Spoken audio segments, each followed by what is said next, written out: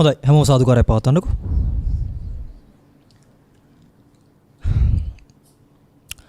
හොඳයි පින්වත්නි අපි වෙලාවක් වෙන් කරගෙන දුර බැර ගෙවාගෙන ඉන්නේ සාමාන්‍යයෙන් මීව දෙයක් කඩන්නේ අතලිය කන්න නෙමෙයි වගේ මොකක් හරි අර්ථයක් ධර්මයක් කුල්ප ගන්නවා කියන අර්ථයෙන්නේ. උනාට හිතන විදිහට අද කාලේ ධර්ම ශ්‍රවණය කරලා මාර්ගඵල එහෙම ලබන්න පුළුවන් කියලා හිතෙන්නේ. මොකද දහස?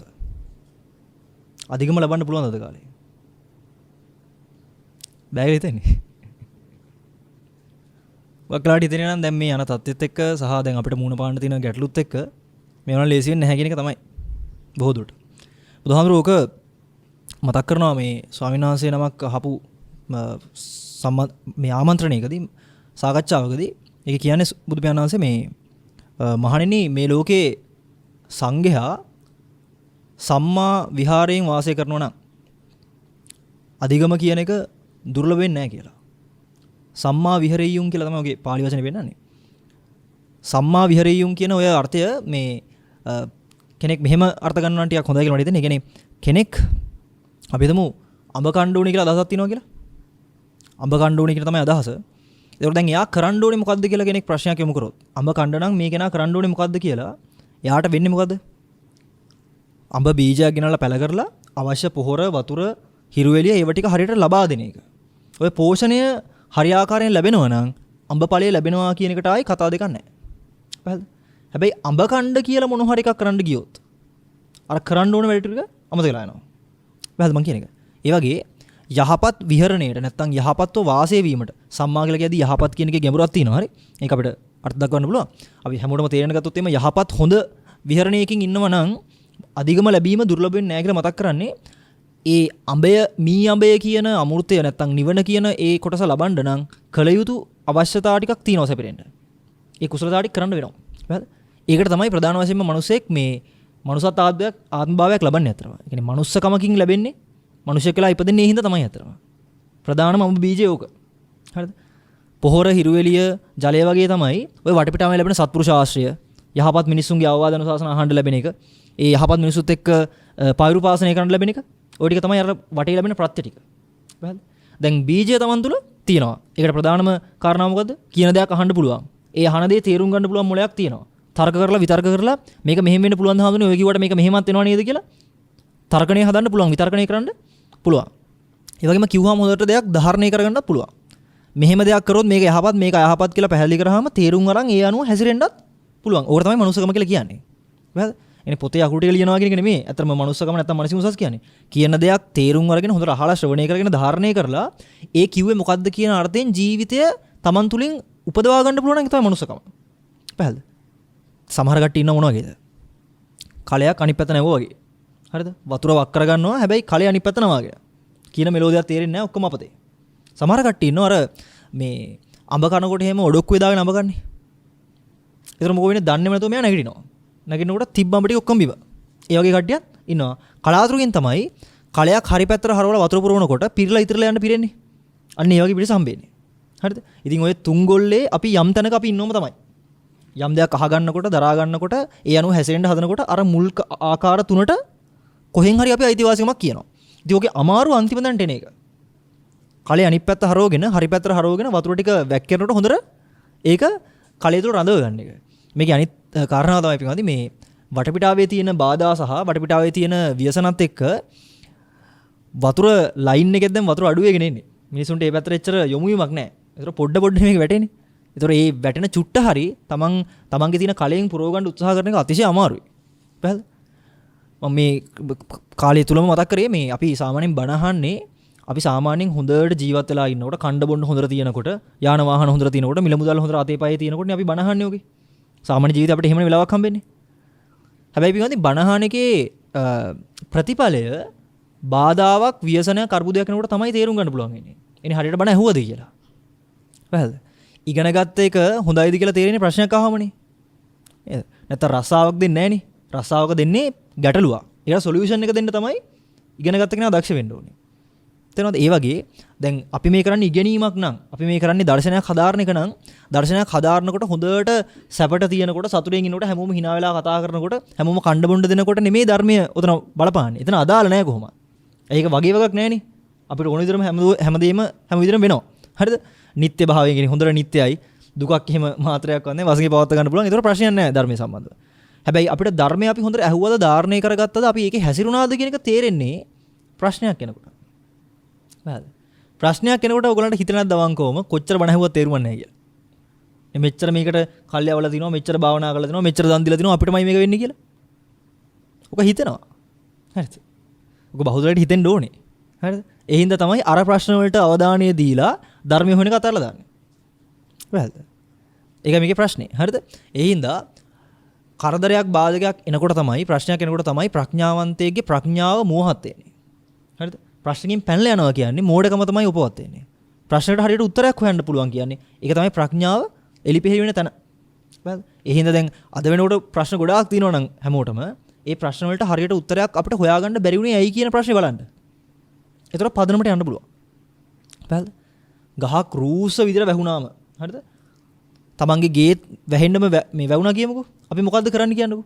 ඔය ගහ කරදරේ කියලා අපි කරන්නේ අතු ටික කපන එක. හරිද? කැපුවට පස්සේ පොඩි සනීපයක් තියෙනවා. මොකද දැන් ආයි එළිය වැටිලා ඉර එළිය වැටෙනවා. වටපිටාව පේනවා දැන් හොඳයි. හැබැයි අපිට අමතකයි ඔය ගහ ආයි ලියලනවා කියන එක. හරිද? ඉතින් දක්ෂයා කරන්නේ හැමතිස්සෙම ගහක් විනාශ කරන්න කිව්වොත් එහෙම කැත්තක් මන්නයක් අරන් ගන්න එක නෙමෙයි කරන්නේ. කැත්තක් මන්නයක් එහෙම ආයුධයක් නෙමෙයි දක්ෂයා අරන් යන්නේ. යා අරන් යන්නේ ගල්ලින්න. හරිද? ගල්ලින්න අරන් ගිහලා දක්ෂයා මොකද කරන්නේ? මුල පාදලා මුලෙන්ම ගලවනවා.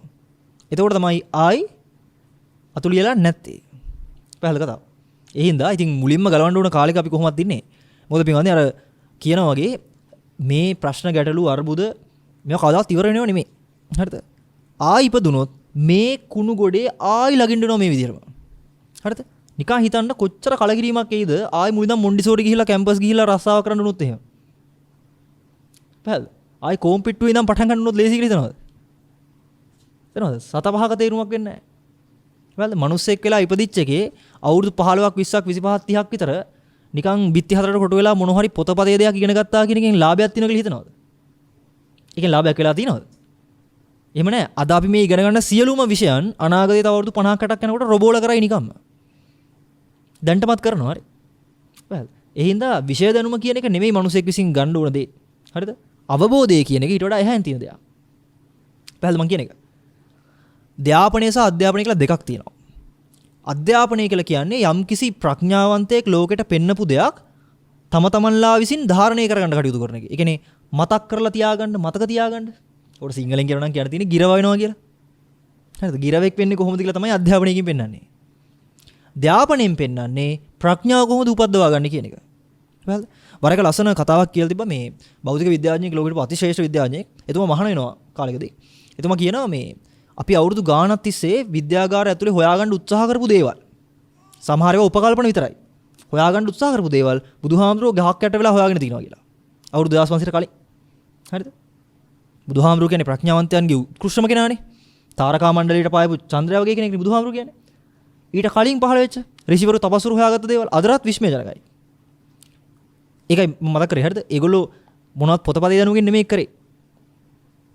තමන්ව සොයා ගැනීමේ පරීක්ෂණයෙන් කරේ. ලෝකේ තියෙනවා පරීක්ෂණ දෙකක්. එකක් තමයි අනාර්ය පරීක්ෂණය, අනිත් එක තමයි ආර්ය පරීක්ෂණය. අනාර්ය පරීක්ෂණය අපි ඕනටත් වඩා හොඳින් කරනවා. හරිද? අරයාගේ ප්‍රශ්නේ, මෙයාගේ ප්‍රශ්නේ, අපේ සුඛය, අපේ සැනසීම කොහොමද කරගන්නේ? රස්සාව කොහොමද ඉදිරියට අරන් යන්නේ? ළමයි කොහොමද හොඳට හදාගන්නේ? බෙහෙත් හෙට්ටියක් හොයාගන්නේ කොහොමද? ඔය පරීක්ෂණ අපි කොහොමත් කරනවානේ. හරිද? හැබැයි මෙහෙම කරන්න උනේ ඇයි කියන පදනම හොයන්නේ නැහැ. හරිද? පියාණි ප්‍රශ්නේ මේකයි. අපි ආර්ය පරීක්ෂණය කළත්, අනාර්ය පරීක්ෂණය කළත් කාලේ සමානව යනවා. හරිද? දැන් මෙතනට අවිල්ලා මම මොකක් හරි ලෝකේ තියෙන කතන්දරයක් කිව්වා කියමුකෝ, නැත්නම් නාට්‍යයක් ගැන කිව්වා, සින්දුවක් ගැන කිව්වා. අපි හැමෝම එකතු වෙලා අපුඩිය ගාව සින්දු කිව්වා කියමුකෝ. ඒත් කාලේ යනවා ඒක සමානව. ධර්මයක් කතා කරලත් කාලේ ඒ සමානව යනවා. ප්‍රඥාවන්තයෙක් විදිහට කල්පනා කරන්න සුදුසුයි කාලය වැය වෙනව නම් සමානව. ඒ මිඩංගු වෙන වැය වෙන කාලයට තමන් විසින් කලේ අර්ථ සම්පන්න දෙයක්ද අනර්ථ සම්පන්න දෙයක්ද කියන එක. ඔච්චරයි හොයන්න තියෙන්නේ. හරිද? ඔගොල්ලෝ යමක් හිතනකොට කියනකොට කරනකොට ඔය තුنين එහාට ජීවිතයක් නැහැ නේ. ඔය තුන කරනකොට සරලව හිතන්න මිනිස්සෙක් කියලා ඉපදිච්ච එකෙන් මම මේ හිතන කියන කරන එකෙන් මට මනුස්සකමට ලාභයක් වුණාද නැද්ද කියන එක. මගේ මනුෂ්‍යත්වය වැඩෙනවද නැද්ද කියලා හිතන්නකෝ. සරලයි කතාව. ඕගොල්ලෝ දන්නේම නැතුව පවෙන් අයින් වෙයි පිනට කොහොමද ආසාව ඇති වෙයි. දැන් අපි කරන්නේ පින් ටික මේකයි පව් ටික මේකයි කියලා පව් නොකර ඉන්න පින් කරන්න දඟලනෝනේ. එහෙම නෙමෙයි. තමන් කරන කියන දේ ඇත්තටම තමන්ට ලාභයක් උදා කරනවද කියන එක. අන්න එහෙම කරනකොට ස්වභාවයෙන්ම පව් ටික අයින් වෙලා යනවා. පින් ටික වඩා වර්ධනය වෙනවා. පැහැදිලි මං කියන එක. හරිද? ඒ හින්දා දර්ශනයක් කතා කරනකොට නැත්තම් අපි කිව්වොත් එම ෆිලොසොෆියක් කතා කරනකොට ප්‍රඥාව සහ ශ්‍රද්ධාව කියන දෙකම වැඩ කරන්න ඕනේ. හරිද? ෆිලොසොෆි කියන එකේ ඔක ග්‍රීක වචනයක් මට මතක හිටියට. ඒකේ තියෙන ෆිලොසොෆියා කියලා. ඔකේ තියෙන අර්ථය තමයි මේ ආදරය සහ ප්‍රඥාව කියන එක. ලව් ඇන්ඩ් විස්ඩම් කියලා ඔකේ තියෙන්නේ. භාෂාව කඩලා ගත්තොත්. එතකොට ඕනම ආධ්‍යාත්මික දර්ශනයක් එලිපෙහෙලි වෙන්නේ ඒ අහන දෙයට ආදරයක් එක්ක විමසීමක් ආවොත්. නැත්තම් මොකෝ වෙන්නේ? අපි අහලා තියෙනවා ආදරේ අන්ධයි කියලානේ. ඒ වගේම කෛරාටිකයි කියලා අහලා තියෙනවනේ තව එකක්. ඒක තමයි ඉම්බැලන්ස් වුණොත් වෙන්නේ මේක. ඒ කියන්නේ අපි අනවශ්‍ය විදිහට ආදරය පස්සෙන් ගියොත් ශ්‍රද්ධාව කියලා භක්තිය පැත්තට ගත්තොත් මේක දන්නේම නැතුව මෝඩ වෙන්න ගන්නවා. බැලද? අපි ප්‍රඥාව කියලා කෛරාටිකම මේකෙන් උලුප්පලා ගත්තොත් එහෙම අස්පනා අපිට තියෙන දේ බොරුයි කියලා මිච්ඡාදිට්ඨියට වැටෙනවා. එනේ වැරදි දෘෂ්ටියට වැටෙනවා. අර මං කිව්වේ සම්මා කියලානේ.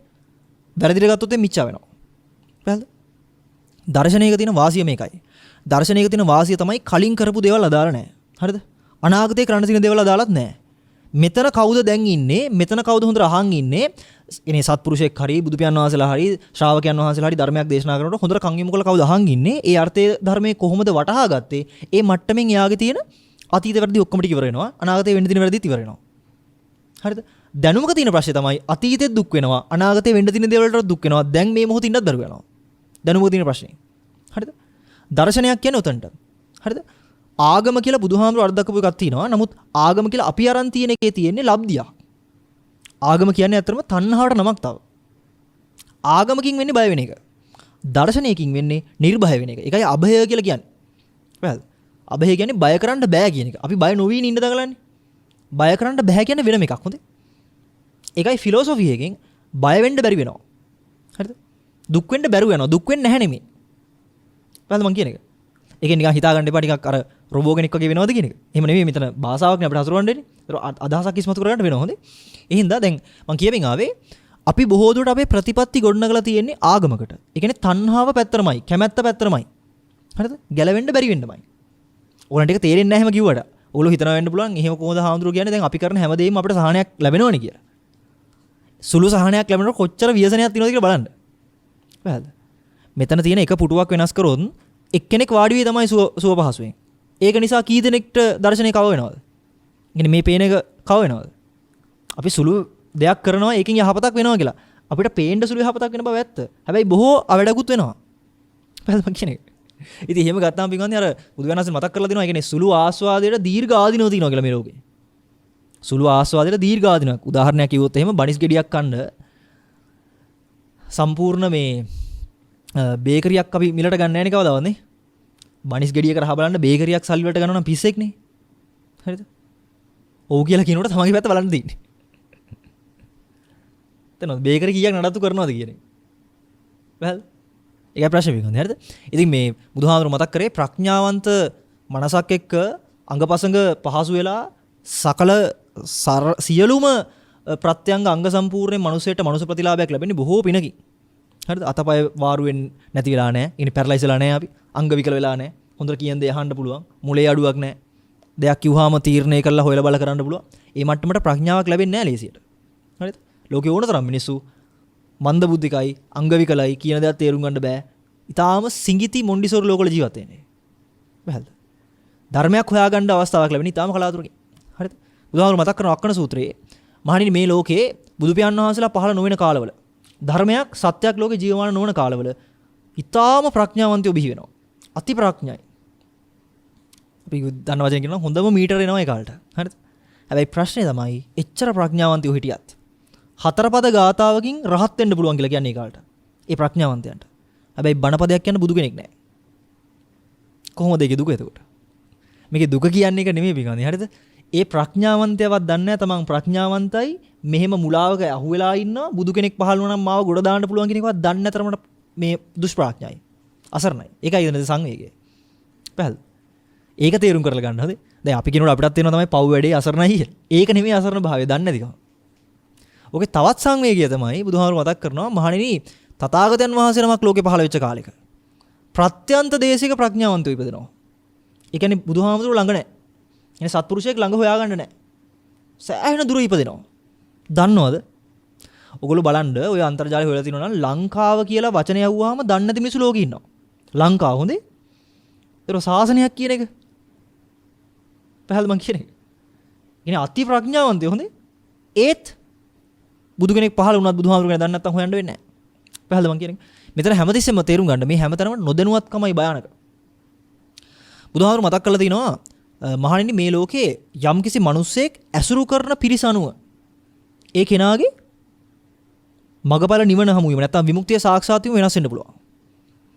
ඒ කියන්නේ බුදුහාමුදුරු සරලව මතක් කරේ සත්පුරුෂ ආශ්‍රයක් තියෙනවා නම් සත්පුරුෂයෙක් බවට පත් වෙලා නිවන් දකිනවා. ඒ කියන්නේ සත්‍ය අවබෝධ කරනවා. අසත්පුරුෂ ආශ්‍රයට ගියොත් අසත් ධර්මය තමන්ගේ තුලට ධාරණය වෙලා අසත්පුරුෂයෙක් විදිහට මියදිලා ආයි සසරම යනවා. මට කියන්න නිකමට අපි කාව හරි ආශ්‍රය කරනකොට අපි කාව හරි පෛරුපාසනය කියලා කියන්නේ ඔකට අපි කාත් එක්ක හරි ඉන්ටරැක්ට් වෙනකොට මොකක්ද උගලන්ට මේ බාහිර මිනිස්සුන්ගෙන් හරි ඒ ඉන්ටරැක්ට් කරන කට්ටියකින් හම්බෙන්නේ. දැන් මේ වෙලාවේ අපි දෙගොල්ලෝ මේ සංසේවණය වෙනවනේ. ඒ කියන්නේ අපි දෙගොල්ලෝ කතා බහක ඉන්නවනේ මෙතන. එතනවත් අපි දෙගොල්ලෝ ඉන්ටරැක්ට් කරනවනේ මෙතන. මොකක්ද උගලන්ට ලැබෙන්නේ? මේකම දාලා බලන්න හොඳේ. යාළුවොත් එක්ක ආශ්‍රය කරනකොට අම්මලා තාත්තලාත් එක්ක ආශ්‍රය කරනකොට මොනවද උගලන්ට ලැබිලා තියෙන පොඩි කාලේ දා. මෙමය අපිට උඩින් පේන්නේ දැනුම තමයි. හරිද? මෙතන පොඩි භයානක තැනක් තියෙනවා. හරිද? ඇත්තටම ඕගොල්ලන්ගේ ඇහුවොත් පොඩි කාලේ ඉඳන් අම්මලත් එක්කනේ වැඩිපුර ඉඳලා ඇත්තේ සමහරනේ. හරිද? මොනවද දීලා තියෙන්නේ ඒගොල්ලෝ කියලා ඕගොල්ලන්ට විස්තර කියන්න පුළුවන්. අම්මා මේක ඉගන්නුවා මට මේක කියලා දුන්නා මේක කියලා දුන්නා මේක කියලා දුන්නා කියලා කියන්න පුළුවන්. මම ඒ අනුව තමයි හිතන්නේ. මම ඒ විදිහට තමයි අම්මලා කියලා දුන්න විදිහට තමයි කතා කරන්නේ. අම්මලා කියලා දුන්න ගුණධර්ම වලට අනුව තමයි ඇඟපත ක්‍රියාත්මක කරන්නේ. ඔකට කියන්න පුළුවන්නේ. يعني හිතන කියන කරන විදිහ තමයි අපිට හම්බුනේ කියලා කියත හැකි. හැබැයි පින්වත්නි මෙතන වැඩේ තමයි ඔය හිතන කියන කරන එක හම්බුණා වගේ පෙවුනට. ප්‍රශ්නේ තියෙන්නේ මුල් බහැපු දෘෂ්ටියක් අපිට කාවදිනවා. අපි ඉන්නකොට එක දිගට. ඕක අපිට අහුවෙන්නේ නැහැ. පැහැදිලිද? මම සරල කතාවක් කිව්වොත් එහෙම දන් දුන්නාම විපාකයක් නැහැ කියලා දෘෂ්ටියක් තියෙනවා කියලා අපිට හොයන්න පුළුවන්ද? දෘෂ්ටි කියලා කියන්නේ perception එක. يعني අපි කොහොමද දකින්නේ කියන එක. පේන්නේ නෙමෙයි අපි ඇස් දෙකෙන් බලන විදිහ නෙමෙයි කියන්නේ. අපිට තියෙන දැක්ම මොකද්ද කියන එක. චින්තනය මොකද්ද කියන එක. දන් දුන්නාම නැවත විපාක නැහැ කියලා අපිට දෘෂ්ටියක් තියෙනවා කියලා හොයන්න පුළුවන්ද? ඒක හොයන්න බෑ. තේරෙනවද? මිච්ඡාදිට්ඨිය ඉන්න ඕන කෙනෙක්ට දෙන්න පුළුවන් අතින්. පැහැදිලි මං කියන එක. ඔකට උදාහරණයක් මං කිව්වොත් බුදුහාමුදුරන්ගෙන් සාරිපුත්ත හාමුදුරුවෝ එක තැනකදී අහනවා ස්වාමීනි මේ ශාසනයේ දෙන සියලුම දාන මහත්ඵල මහානිසංස වෙනවද කියලා නේද? ඒ කියන්නේ යම්කිසි දෙයක් සංඝයාට දුන්නොත් ඒ සියල්ලම ඊටාම ඉහළ ආනිසංසයි දහනවා. බුදුහාමුදුරුවෝ මතක් කරනවා එහෙම වෙන්නේ නැහැ කියලා. ඒක ඉන්න ප්‍රශ්නයක් දැන් බුදු පියාණන් වහන්සේලාට සංඝයාට දෙන දාණය උත්කෘෂ්ටයි කියලා බුදුහාමුදුරුවෝ දේශනා කළා දෙනවා. හැබැයි ඒ කවුරු හරි කෙනෙක් සංඝයාට හරි දානයක් විතර දෙයක් දෙනකොට ඒ සියල්ල අර වගේ මහත්ඵලයි දහනවා. බුදුහාමුදුරුවෝ නැහැ කියනවා. ඉතින් බුදුහාමුදුරුවෝ මතක් කරනවා සාරිපුත්තු සමහර කට්ටිය දන් දෙන්නේ පරම්පරාවෙන් එන හින්දා. ඉතින් අපි ඔය සමහරවල් දැන් අපේ අම්මලාත් කලාසලාක දානේ පන්සලට අපි ඒ හින්දා දෙනවා කියලා යන්නේ. සමහර එක මොකද්ද? තමන්ගේ තත්ත්වය තියාගන්න. මොකද දන් දෙනකොට මිනිස්සු කැමති වෙනවනේ. හොඳ මහත්යෙක් කියලා. ඒ වගේ දුන්න කියලා මහත්ඵල වෙන්නේ නැහැ. පැහැදිලිද? හොඳට බලන්න පින්වත්නි දුන්න විදිහ අනුවයි ලැබෙන්නේ. හරි. දැන් අපි හිඟමන් දෙනකොට අපිට කවදාවත් මේ මනුස්ස කෙරෙහි ගෞරවයක් එනවද? එන්නේ නැහැ. පවුනේ අසරණයි. ඔහොම නේද එන්නේ? අපේ මනස හැදෙන්නේ අසරණ කෙනෙක්ට දෙන්නනේ. අසරණ කියනකටත් වඩා එතන කියන්න තියෙන්නේ මේ පව් නැත්තම් පහත් කියන අර්ථේ. එහෙමනේ අපි දෙන්නේ දානේ. එහෙමනේ අපි දෙයක් දෙන්නේ නේ අතින්. එතකොට මොකද්ද අපේ චින්තනය අපි හදලා තින්නේ කොහොමද? අපි දන්නේ නැති වුණාට අපි මේ මොහොතේදී මම මෙයාට වඩා උසස් කියන මානෙන් ඉන්නවා. පැහැදිලිද? ඕක අල්ලන්න බෑ එතනදී. ඔයගොල්ලෝ රුපියලක් හරි රුපියල් 10ක් හරි රුපියල් 5000ක් හරි දෙනකොට ඕගලන්ට උඩින් අල්ලන්න බෑ. ඕගලන්ට හිතෙන්නේ නෑ මම මේ මනුස්සයට උදව් කරනවා කියලා. උදව් කරන බව ඇත්ත තමයි. මොන චින්තනයෙන්ද කරේ කියන එක හොයන්න බෑනේ. වැඩේ තියෙන්නේ විපාක වාරය හැදෙනකොට නැත්නම් ආනිසංසියෝ විපාකේ හම්බෙනකොට කරපු කර්මයට අනුව තමයි ලැබෙන්නේ. හැබැයි ඒ කර්මයේ මුල් බැස්සේ කොතනින්ද? අර චින්තනය මත. තමන්ගේ දෘෂ්ටිය මතින් තමයි ඇඟපත ක්‍රියාත්මක වුනේ. ඒතර බාහිරින් පේන්නෙත් ඇඟපතින් දෙයක්ම අනිත් පැත්තට ලැබෙනවා කියලා තමයි. මම දෙයක් දුන්නොත් මටත් කවදා හරි කෙනෙක් දෙයි.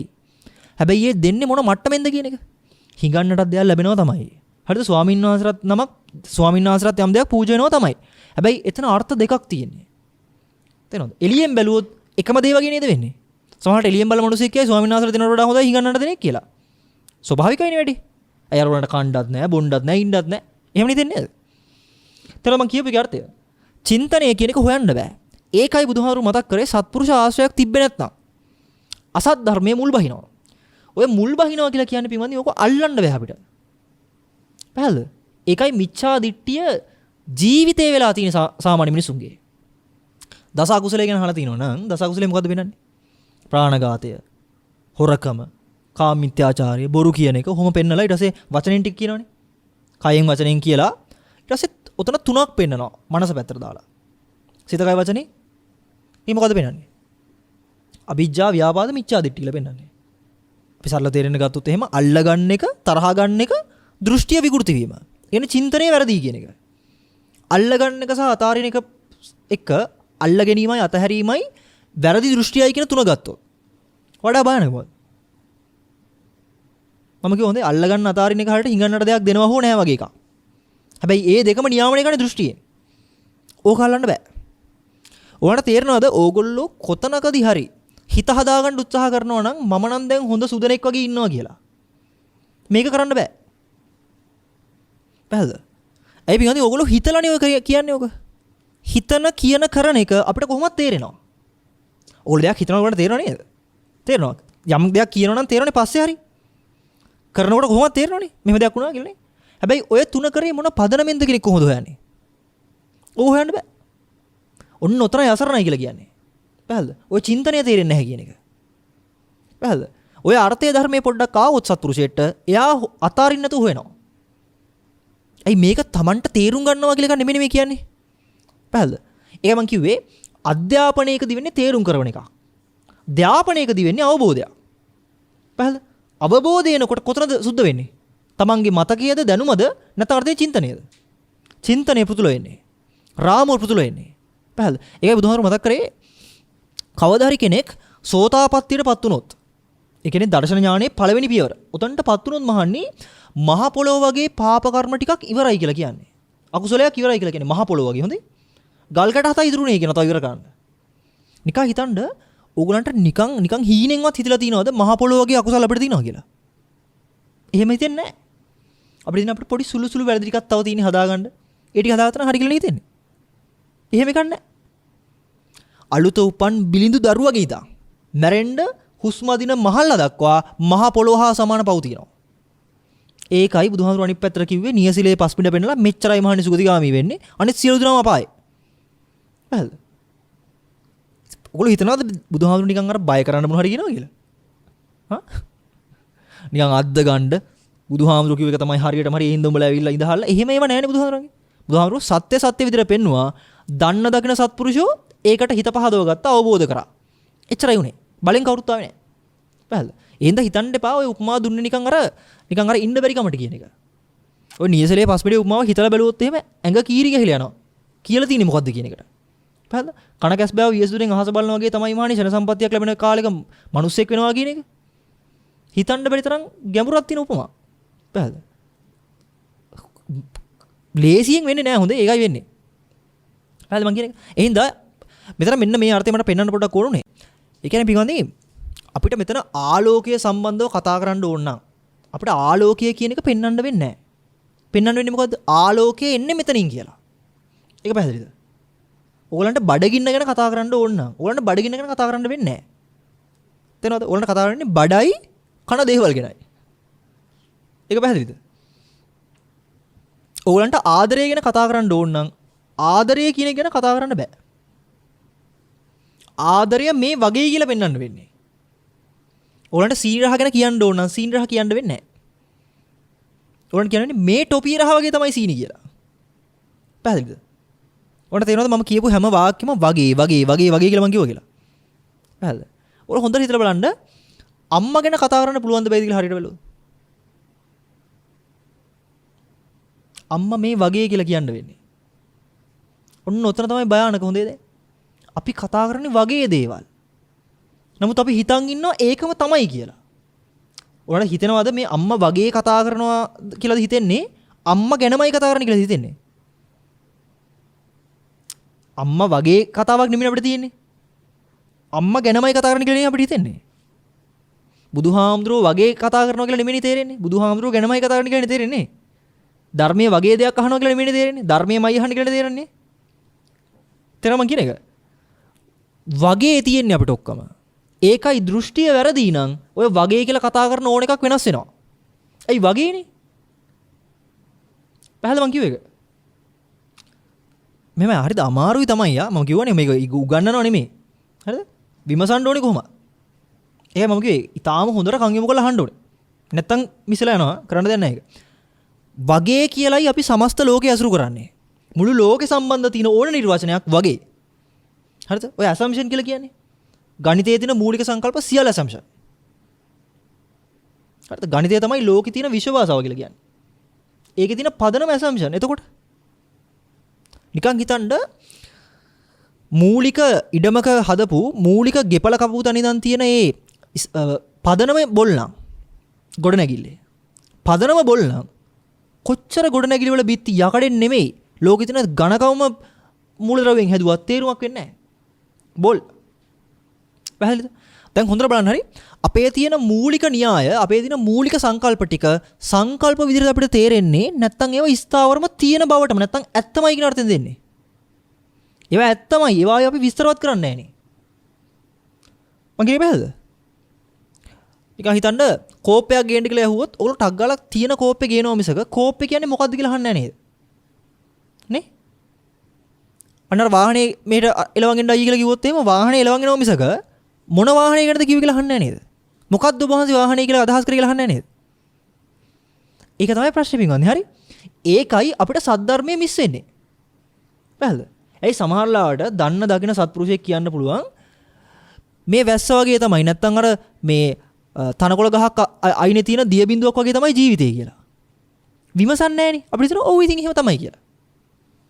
පැහැදිලිද? අර වාහනේ එලවන් ඉනවා වගේ තමයි. ඇයි අපි දන්න එකෙන් අරක බලන්නේ? හැබැයි අපි දන්න එකෙන් අරක බලනවා කියලා අපිට තේරෙන්නේ නැහැ. ඒක පැහැදිලිද? ඕගලන්ට හිතෙන්නේ ඒ හාමුදුරුවෝ හරි ඒ කෙනා හරි කිව්ව දේ තේරෙනවා කියලා. තේරෙනවද මං කියන එක? ඒ හින්දා තමයි දෘෂ්ටිය වෙනස් වෙන්නේ නැත්තේ ලේසියෙන්.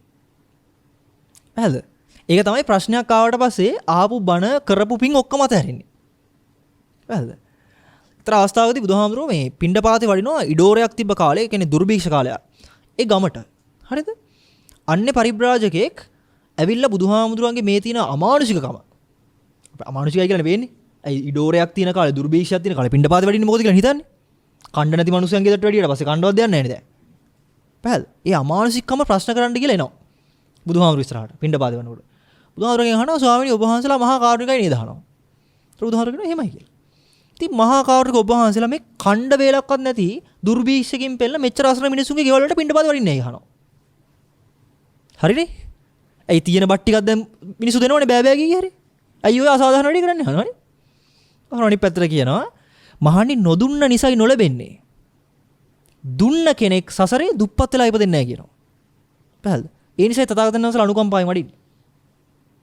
ඇයි? අර කණ්ඩ දින බත්පතෙන් එක බත් සරලුවක් හරි මහා සංඝයාට දන් දුන්නොත් එහෙම සසරේ අනාථ වෙන්නේ නැහැ. කණ්ඩ බොන්න ලැබී යන්නේ. ඒ කාරණාව අර පරිබ්‍රාජකයට තේරුම් ගන්න බෑ. ඇයි භෞතිකයෙන් පේන්නේ නැහැ?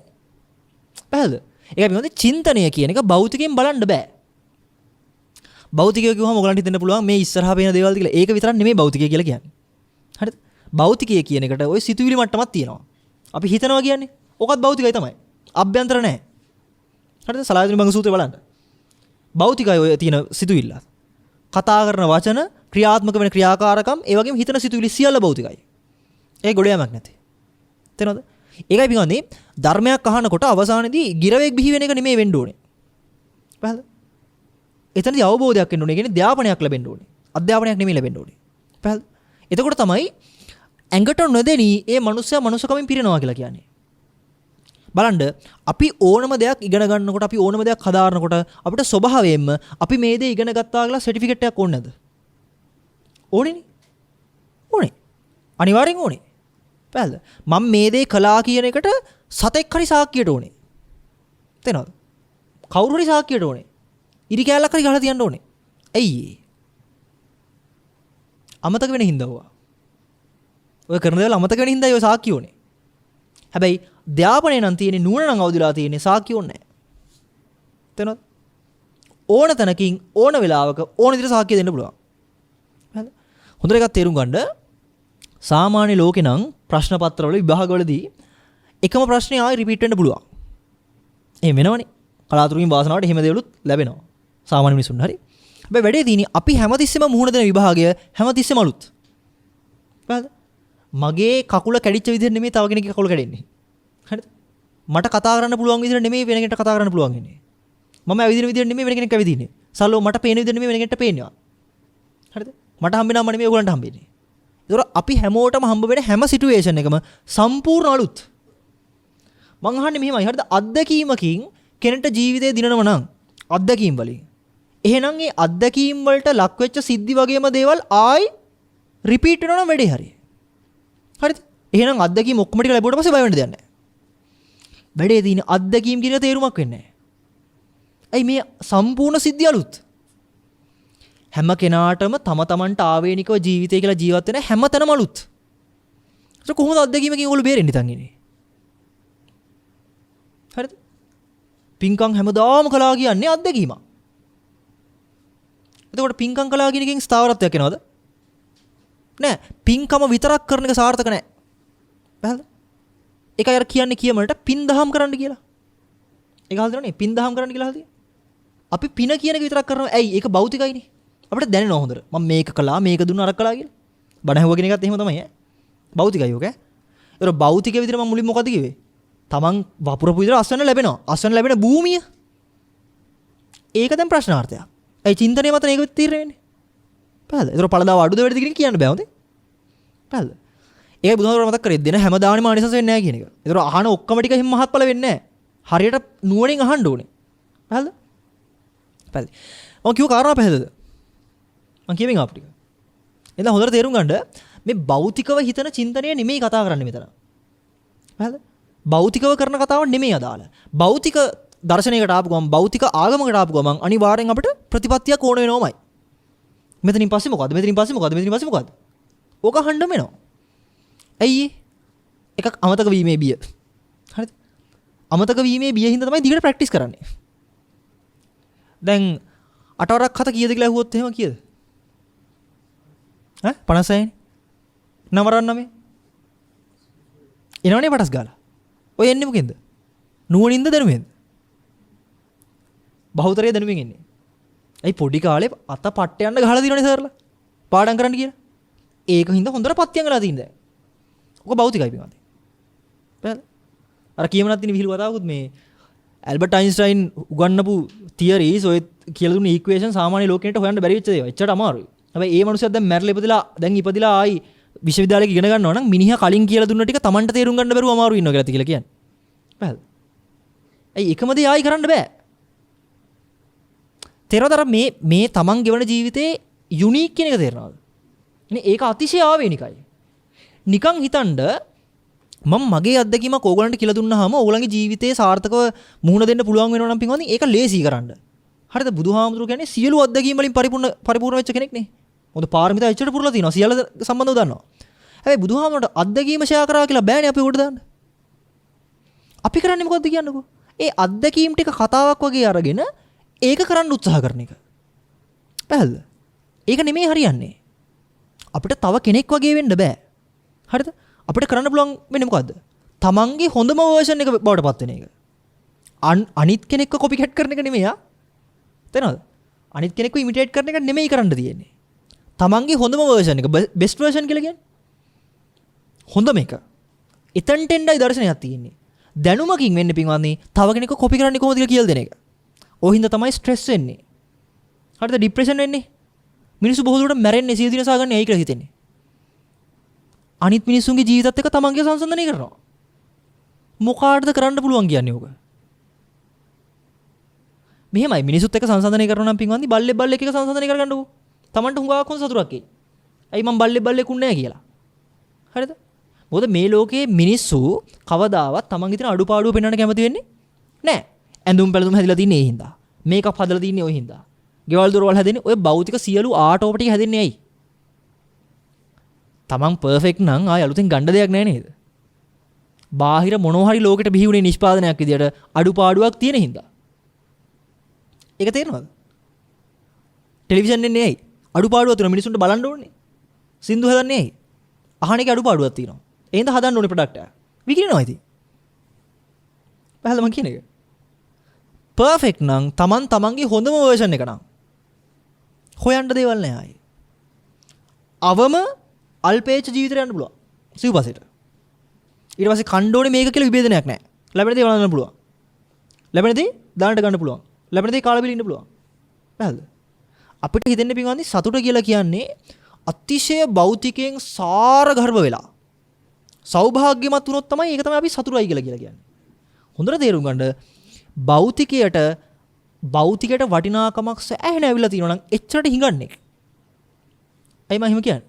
භෞතිකයේ පස්සේ වඩා තීව්‍රව දුවනවා නම් එයාගේ අඩුපාඩු බොහෝ වැඩි. ඉතින් අඩුපාඩු වැඩි කියන්නේ හිඟන කමනේ. නැද්ද? පැහැදිලි මං කියන්නේ.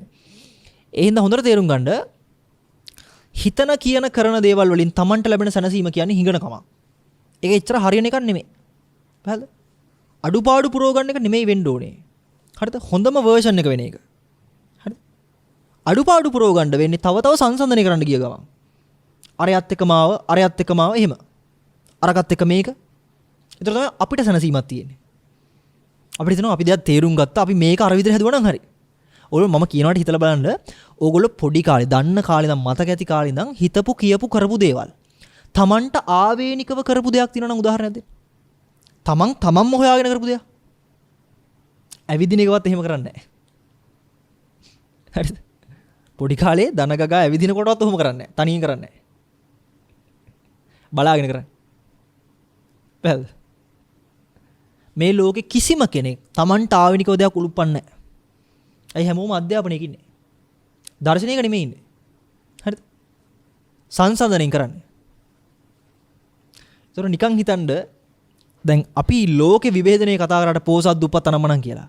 මේ අර්ථ වලින් බලනකොට හැමෝම එකම හන මිටි ගොඩේ, එකම දුප්පත් රැළේ, එකම අන්දනියා ඉන්නේ. ඔන්න ඕකයි සංවේගය කියලා කියන්නේ. හරිද? බුදු කෙනෙක්ට මහා කරුණාවක් තියෙනවා කියලා නොවේ හින්දා.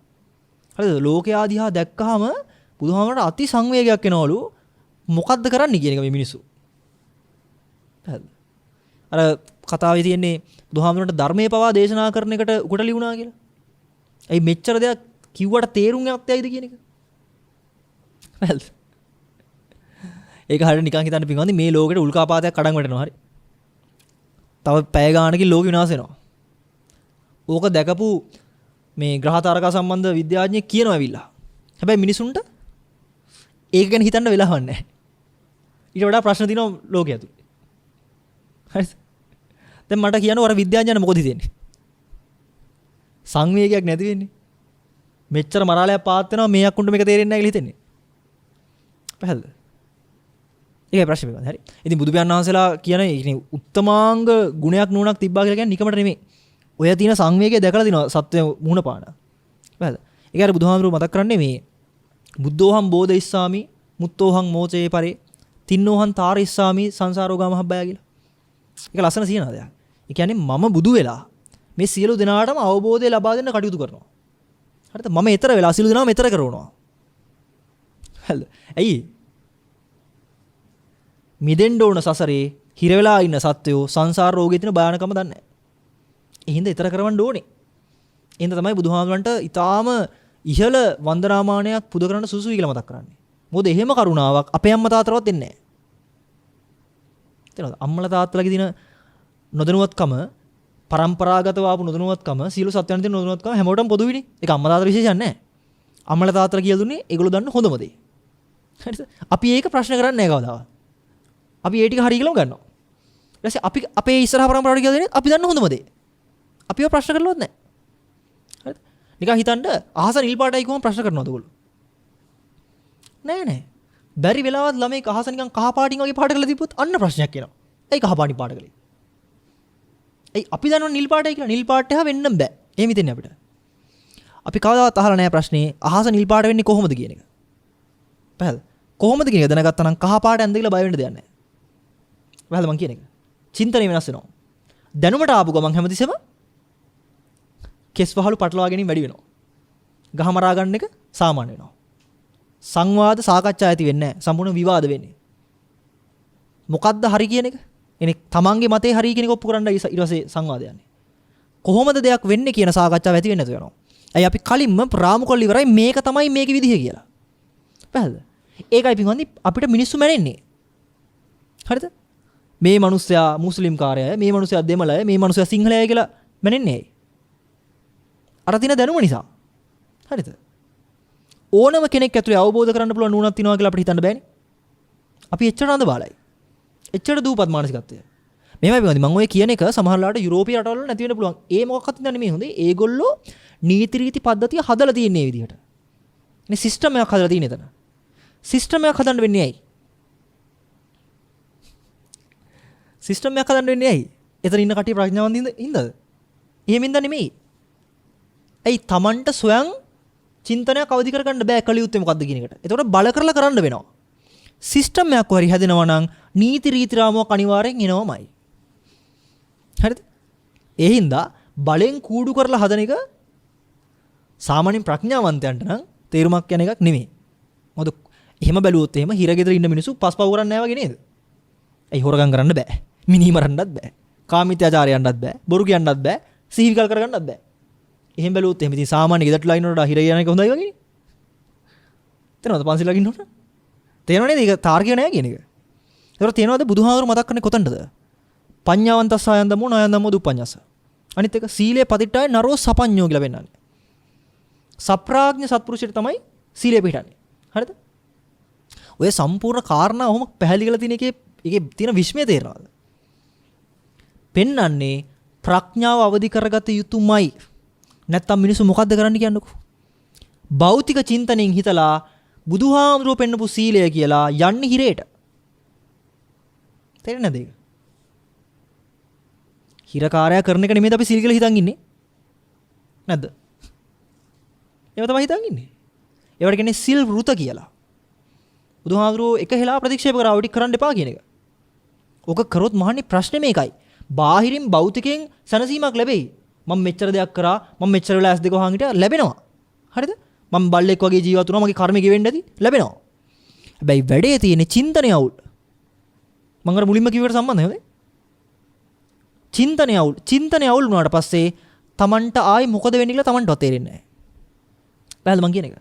ඒ හින්දා අපි ගන්නේ හොඳට තේරුම් ගන්න කවුරු හරි කෙනෙක් එක්ක ජීවිතේ දිගටම යනවා නම් දෙයක් ඒ චින්තනය විතරයි. දැනුම නෙමෙයි. හරිද? දැනුම කියන එක ඕන වෙලාවක නතර වෙන්න පුළුවන්. ඕගොල්ලන්ගේ තියෙන දැනුම, ඕගොල්ලන්ගේ තියෙන தත්ත්වය දැන් නැති කරත හැකි. හොඳ පොල්ලකින් ගැහුවා නම් අර මොලේ මස්තිෂ්කයේ තියෙන මතකයේ තියෙන ධාරිතාවට ඉවරයි. මොකද අර මතකයේ නැති වෙන රෝගේ ඩිමෙන්ෂියා. හරිද? ඩිමෙන්ෂියා වගේ ආව නම් ලෝකේ රජ කරන් හිටපු මිනිස්සයාටවත් තම මොකක්ද කියලා තේරෙන්නේ නැහැ. පැහැදිලිද මං කියන එක? එහෙනම් අපි ඕවා ඊටාම ස්ථාවර වටිනා දේවල් නෙමෙයි. හරිද? හැබැයි අපි කවදාවත් ප්‍රඥාවාදී වෙච්ච කෙනෙක්ගේ සිහිය විකල් වෙන්නේ නැහැ. පැහැදිලිද? ඒක ලේසි පහසු දෙයක් නෙමෙයි. මොකද අපිට ඒක කිව්වහම එච්චර දැනෙන්නේ නැත්තේ මොකද දන්නවද? අපි සසරෙම ජීවිතේ විඳලා තියෙන සිහි විකල් වෙලානේ. ඒක අපිට හිතනවා ඔව් ඉතින් අපිටත් අවුලක් නැති වෙයි කියලා. එහෙම වෙන්නේ නැහැ. හරිද? අපි අද මේ කොන්ද කෙලින් තියාගෙන මේ හොඳට S2 ඉස්සරහා තියාගෙන දිලිසි බලන් ඉන්නේ ඇයි දන්නවද? අපි බලෙන් හදපු සිහියක් තියෙනවා. හරිද? අපි බලෙන් හදපු උත්සාහයක් තියෙනවා මේකේ. ඒ හින්දායි ඔහොම ඉන්නේ. මම ඔකට යන උදාහරණයක් කියන්න තේරුම් ගන්න. භාවනා කරන්න වගේ වාඩිලා තියෙනවා නැත්නම් ඔහොම හරි වාඩිලා ඉඳලා තියෙනවා නම් ටික වෙලාවක් මුලින් පටන් ගත්තී හොඳට කොන්ද කෙලින් ඔහොම තියෙනවනේ. අන්තිමට වෙනකොට මොකද වගේද? දුන්න නැව වගේ. අන්න ඒක තමයි ස්වභාවික ගතිය කියලා කියන්නේ. මුලින් ඉන්නේ ආටිෆිෂල් ගතිය. මුලින් ඉන්නේ કૃතිමව. Taman දන්නේම නැතුව Tamanගේ ඇඟ මොකද කරන්නේ? ස්වභාවික රිද්මයට ගන්නවා. ඔන්න වගේ තමයි. අපි දෙයක් අහනකොට අපි අද හිතන් ඉන්නවා අපිට හොඳට සිහිය කල්පනාව මතකේ තියෙනවා. ආයි කිසි ප්‍රශ්නයක් නැහැ. ඕන වැඩක් කරගත්තා කි බයින්න දෙයක් නැහැ කියලා. ඔය ඉන්නේ මොන වගේද? පටන් ගත්තාම කොන්ද කෙලින් තියන් ඉන්නේ. ඒ වගේ එකක්. හරිද? ජීවිතේ යනකොට වයස යනකොට කාලේ ටක් ගාලා ගෙවිලා යනකොට දන්නේම නැතුව මෙහෙම දින කොන්ද මෙහෙම වෙනවා. හරි? ප්‍රඥාව આવොත් මෙහෙම තියෙන කොන්ද මෙහෙමමයි. දැනුමක් තිබ්බොත් මෙහෙම තියෙන වගේ පේනවා තමයි. හැබැයි මෙහෙම ඇද වෙනවා. පැහැදිලිද මං කියන එක? ඔන්න ඔය භයානකත්වය තමන්ගේ ජීවිතේ ආයි ඔටුන්නක් දෙන වගේ දෙන්න බලන් ඉන්නේ කට්ටිය. ඔය තියෙන මෝඩකම් ටික. ඔය තියෙන දුර්දාහන්ත ගතිය, ඔය තියෙන ව්‍යසනය තමන්ගේ ඉස්සරහා ඕනෑවට තොර වැඩියෙන් තියෙනවා. එකම දේ පේන්නේ නැති එක. මම මදහට කොසල් රත්තුමා එක තැනකදී ඇවිල්ලා මේ බය බිරාන්ත වෙලා බය ගැහි ඇවිල්ලා උදාහරණයක් කියනවා ස්වාමීනි මේ වටේ ඉන්න රාජපුරුෂයෝ ඇවිල්ලා මගේ රාජ්‍ය අල්ලන්න හදනවා. හරිද? උදාහරණ කියනවා රත්තුමනි මේ වෙලාවේ ඔබගේ පස්සෙන් ගල් 4ක් පෙරලෙනවා. දැන් මොකද කරන්න යනවා? මේ රාජපුරුෂෝ නෙමෙයි ඈ. දැන් ඔබතුමාගේ පැත්තට ඔබතුමාගේ තව ටිකකින් ජීවිතේ නැති වෙනවා මේ ගල් පෙරලිලා. දැන් මොකද කරන්නේ අහනවා. ස්වාමිනී බේරෙන්න ගන්න තියෙන සීල උපක්‍රම මම ගන්නවා කියනවා. හරිද? ඒ බුදුහාම මතක් කරනවා රත්තුමනි ජාති ජරා ව්‍යාධි මරණ කියන ගල් පව් 4 ගල් පර්වත 4 මේ මොහොතේ තමන්ගේ පස්සේ ලුහු බඳිනවා. ඒකට ක්‍රියාමාර්ගයක් ගත්ත දහනවා ගැලවෙන්න. පැහැදිලිද? භෞතිකව පෙන්වන්න බෑනේ. ජාති ජරා ව්‍යාධි මරණ තියෙනවා කියලා භෞතිකව පෙන්වන්න පුළුවන්ද? බෑ. ඒකයි පිළිවන්දි මේ වෙලාවේ හොඳට කොන්ද ගෙලින් තියාගෙන මනුස්සය ඊළඟ තප්පරේ පැරලයිස් වෙනවා. හරිද? මේ මොහොතේ හොඳට මාත් එක්ක කතා කරගෙන ඉඳලා ඔහොම කඩ වැටෙන්න පුළුවන්. ඒ වගේ ජීවිතයක් හරි. ඒකයි කියන්නේ භෞතිකයට වහල් වෙලා ඉන්න එපා කියන එක. හරිද? භෞතිකය කියන එක කවදාවත් Tamanට සරණක් ලබා දෙන්නේ නැහැ. බයක් ඇති කරන්නේ. බිස කියලා ජාතකයක් තියෙනවා බුදුහාමුදුරු දේශනා කරමු. හොඳේ. ඒකේ තියෙන්නේ බුදුහාමුදුරන්ගේ බෝසත්ව කාලේ වෙච්ච කතාවක්. කලින් ආත්ම භාවයක අම්මයි තාත්තයි ඒගොල්ලෝ තරුණ කාලේ මැරෙනවා. අතිශය ධනවත් හොඳේ. අතිශය ධනවත්. ලංකාවට වගේ නම් කණ්ඩ දෙන්න පුළුවන් අවුරුදු 100ක් 200ක් වුණා. එච්චර ධනවත්. හරි. හිටියේ අයියයි මල්ලිලා කිහිප දෙනෙක් හිටියා, නංගි කෙනෙක් හිටියා. වැඩකාරියයි. ඔයකට තමයි ඉතුරු උනේ. අයියා තමයි අපේ බෝසත් වහන්සේ. බුදුහාමුදුරු. හරි. බෝසත් වහන්සේ එදත් කල්පනා කරනවා අර භාණ්ඩාගාරයට ගිහිල්ලා අය කැමියා පෙන්නකොට ස්වාමීනි අම්මයි තාත්තයි දැන් ජීවිතේ නැති වුණා. මේවා තමයි ඔබට රැස් කරපු ධනෙ. හින යායක් පෙන්නන හොඳේ. රත්තරන් පුදුමෙනි. ප්‍රඥාව හොඳේ. කල්පනා කරනවා අම්මා තාත්තටවත් මේ ටික අරන් යන්න බැරි වුණා නම් මම මොන කෙන්ගෙඩියක් කරන්නද මේකේ? මට තරන් යන්න බෑ. එහෙනම් අරන් යන්න පුළුවන් දෙයක් හොයාගන්න ඕනේ. මොකද කරේ? මල්ලිලටයි නංගිරයි මෙහෙ කාටයි කතා කරලා කිව්වා ඕගොල්ලෝ කැමති විදිහට මේ දේ ප්‍රවේදා ගන්න. මම යනවා තපසර. බෝසත් වහන්සේත් එක්ක ඉපදෙන ඉතින් සාමාන්‍ය ප්‍රඥාවන්ත වෙන්නේ කොහොමද? ඒ හැමෝම කියනවා අයියා යනවා නම් අපි ඉන්නෙත් නැහැ. සරලවම යටත් පිරිසෙන් 16 සහ 16ත් අර ටික අතරලා යනවා කිව්වම හරිද?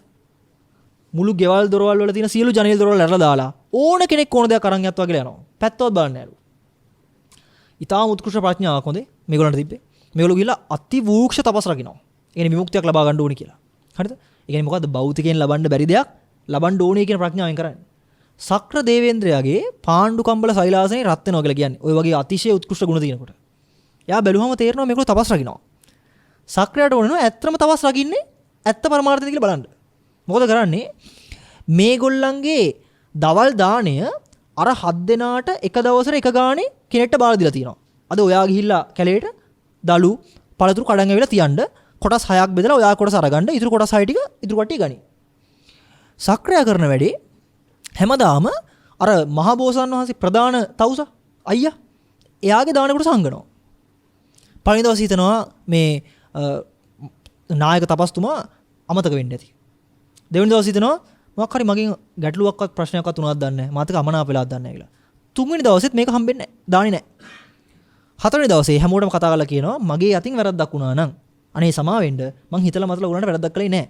ඊට පස්සේ අනිත් 6 දෙනා පුදුමයටපත් වෙනවා. ඇයි මෙහෙම අපිට කියන්නේ කියලා. ඊට පස්සේ අහනවා මොකද ස්වාමීනි එහෙම කිව්වේ කියලා. ඊට පස්සේ කියනවා මට දවස් 3ක් තිස්සේ පින්ඩපාතේ හම්බුනේ නැහැ. මගේ අතින් වැරද්දක් වුණා නම් සමා වෙන්න කියලා. ඊට පස්සේ අනිත් කට්ටිය මූණට මුණ බලා ගන්නවා. එහෙම උනේ කොහොමද කියලා. එයි හැමෝම දාන්නේ තියලා ගියේ. දන්නේ නැනේ සක්‍රය වැඩේ කරන්නේ කියලා. අන්තිමට දෙවනි මල්ලි නැගිටලා කියනවා ස්වාමීනි මම ඔබ වහන්සේගේ දානේ ගත්තා නම් හොරකම් කරලා ගත්තා නම් ඔබ වහන්සේට අවඩක් කළා නම් මම ඉපදෙන සියලු ආත්මවල මින් මතු ඉපදෙන සියලු ආත්මවල ලැබෙන්න ඕන ලස්සනම කාන්තාව මගේ භාර්යාව වේවා. හරිද? ඒ කාලේ දින හොඳම වාහනේ මට රථය වේවා. මගේ වචනට කීකරුවම යන දරුවෝ ලැබේවා. සැප සම්පත් වලින් කිසිම අඩුවක් නොලැබේවා. හරිද? ඕක තමයි සාපේ.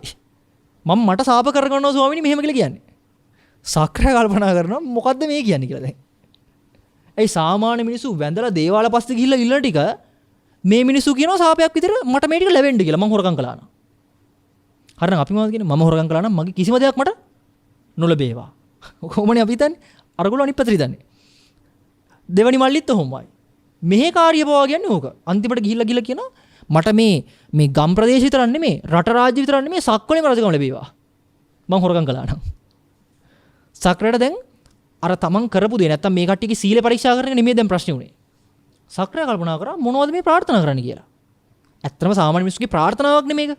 හැබැයි මේගොල්ලෝ මේක සාපයක් විතර කරන්නේ. ඊට පස්සේ එතනින් මතුවලා කියනවා ස්වාමිනී සමාව වෙන්න මම තමයි මේක කළේ. මම තමයි මේ හොරකම කළේ. මට ඒකට සමාව වෙන්න. හැබැයි මට ඒකට වඩා දැන් ප්‍රශ්නයක් තියෙනවා. ඔබ වහන්සේලා මොකද්ද මේ කරපු ප්‍රාර්ථනාව? මට නම් ඒක ප්‍රාර්ථනාවක්. හැබැයි ඔබ වහන්සේලාගේ ප්‍රාර්ථනාවක් විදිහට නෙමෙයි කළේ. ඒක සාපයක්. ඇයි ඒක සාපයක් කියලා කියන්නේ අහනවා. උදාහරණ මතක් කරලා දෙනවා මට මතකයි විසාකාට. විසාකාව එක දරුවෙක් හිටියොත් එක දුකයි. එකක් තිබ්බොත් එක දුකයි. දෙකක් තිබ්බොත් දුක් දෙකයි. තුනක් තිබ්බොත් දුක් තුනයි. ඔය පදනම එදත් කියනවා මහා බෝසත්ණන් වහන්සේ. හරිද? එදා කියනවා සක්‍රය ඔබට මේවා ප්‍රාර්ථනා වගේ පෙවුනට සත්‍යයක් වෙන විමුක්තියක් වෙන මේ හැම කෙනෙක්ටම මේ සියල්ල සාපයක් ගන්නට යන්නේ. ඇයි Tamanට මේ ලෝකින ලස්සනම කාන්තාව භාර්යාව වුණොත් රකින්න වෙනවා නඩත්තු කරන්න වෙනවා පස්සෙම ඉන්න වෙනවා. වචනෙට කීකරු වෙන දරුවෝ හම්බුනොත් එහෙම කොහොද වෙන්නේ? සුළු දෙයින් පවා කම්පා වෙනවා අම්මලා තාත්තට. නේද? අද අම්මලා තාත්තා දරුවෝ සම්බන්ධව සමහරවිට කම්පා නොවෙන්නේ ඇයි? අපි හැදුවට අපි කියන දේවත් ඇහුවේ නැහැ කියලා නේද?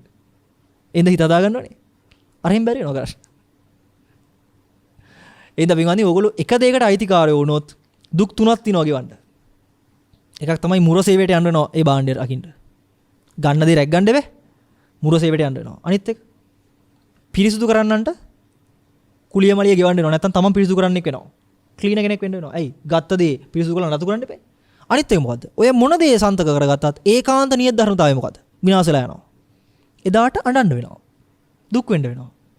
එක බඩුවක් ගත්තොත් දුක් තුනක් තියෙනවා බෝනස් පිට. හරිද? ලාභයට වඩා පාඩුව වැඩි. ඕනම නුණක් තියෙන මිනිස්සෙක් ව්‍යාපාරයක් පටන් ගත්තොත් දවස් අවසානයේදී කැල්කියුලේෂන් එක ගත්තාම ඉන්වෙස්ට් කරපු ප්‍රමාණයට වඩා ලොස් එක වැඩි නම් බිස්නස් එක වහනවා. අපේ මේ බිස්නස් කරන එකෙක්වත් ඒක වහන්නේ නැහැ. පාඩු පිට පාඩු.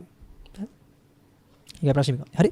එහෙනම් ඔයගොල්ලෝ හොඳට සිහිනුවන නැතුව ඉපදිච්ච වෙලාවේ මොලයක් බුද්ධියක් එක්ක තර්ක ඥානයක් එක්ක ඉන්න වෙලාවේ නිකරුණේ සාමාන්‍ය භෞතිකයට එච්චර ජීවිතය දාලා නාස්ති වෙන්න එපා. ගාරි අපරාධයක්. හරිද? මිනිස්සෙක් වෙලා ලැබෙන්නේ ඊටාම අල්ප කාලයක්. අවුරුදු 80000ක් 90000ක් අද ආයුෂ නැහැ. හරිද? සොච්චන් ආයුෂයක් තියෙන්නේ. මේ සොච්චන් ආයුෂයේ ලෙඩ රෝග ටික දැක්කහම නිකම්ම පණ යනවා. හරිද? කණ්ඩ බොණ්ඩ හම්බෙලා තියෙන වසවිසර ටික දැක්කහම මූණ පාණ්ඩ වෙන දුක් ටික දැක්කහම අතිසංවේගයක් එන්නේ. හරිද? ඒ හින්දා තියෙන වෙලාවේ කරන්න පුළුවන් වෙලාවේ අනම්මනම් වැඩක් නැති විප්‍රකාර දේවල් වලට ජීවිතේ නාස්ති කරන්නේ නැතුව කෙනෙක් සත්‍ය හොයන්න උත්සාහ කරොත් මේකේ බැරි වුණත් පින්වත් පසේ බුදු වෙලා හරි නිවන් දකින්න පුළුවන්. පසේ බුදු වෙන්න බැරුණොත් අනාගතයේ බුදුහාමුදුරු කෙනෙක් යටතේ හරි නිවන් දකින්න පුළුවන්. නතර වෙන්නේ නැහැ ඒක. ඇයි? මෙයා ජීවිතේ තමන්ගේ ආයෝජනය කළේ ලෝකෙ තියෙන දුර්ලභම දේ හොයන්න. ඒක කොහොමද ඒ ලාභය තියෙනවා? ඇයි? මෙයාගේ තියෙන අවසාන බලාපොරොත්තු වෙන්නේ මොකද්ද? මොන හරි දෙයක් භෞතිකව ලබා ගන්න එක නෙමෙයිනේ. චින්තනය පුරුදු කරන එක. තේනවද? පොළොව සාරවත් කරන එක. එතකොට මොන බීජ වැටුණත් පැල කරගන්න පුළුවන්. හරිද? ඔන්න ඔතනටයි බුදු කෙනෙක් පහළ වෙලා මතක් කරන්නේ මේ සසර අති භයානකයි මහණෙනි. එහෙනම් පුළුවන් තරම් ඉක්මන් කරන්න කියලා. අනමතග්ග සංයුත්තේ මතක් කරන්නේ. අනමතග්ගෝ යම් බික්කවේ සංසාරෝ පුබ්බාකෝඩ නපඤ්ඤායදී කියලා. මහණනි මේ සසර කෙලවරක් පණවන්න බැරි තරම් දීර්ඝයි කියලා. පේන්නේ අනන්තයි මේක. හරිද? ඕගොල්ලන්ට කියන්න පුළුවන්ද ගිය ආත්මේ තමයි මම මුලින්ම උතුනේ කියලා? බෑ. ඊට කලින් ඉවරයක් වෙන්නේ නැහැ. හරිද? සසර කියන්නේ පොතක් නම් අපි මේ ඉන්නේ ඡේදයක. ඡේදයක එක පේලියක ඉන්නේ. තේනවද? අපි හිතන් ඉන්නවා මේක තමයි ජීවිතය කියලා. මේක ජීවිතයක් නෙමෙයි පින්ගන්නේ හොඳේ. මේ ගමනක් යන තැනක හම්බෙච්ච පොඩි නවාතනක් තියෙන අම්බලම. මේ අම්බලමේ හම්බෙච්ච කට්ටියම ඉන්නේ. නැගිටලා යනවා තව ටිකකින්.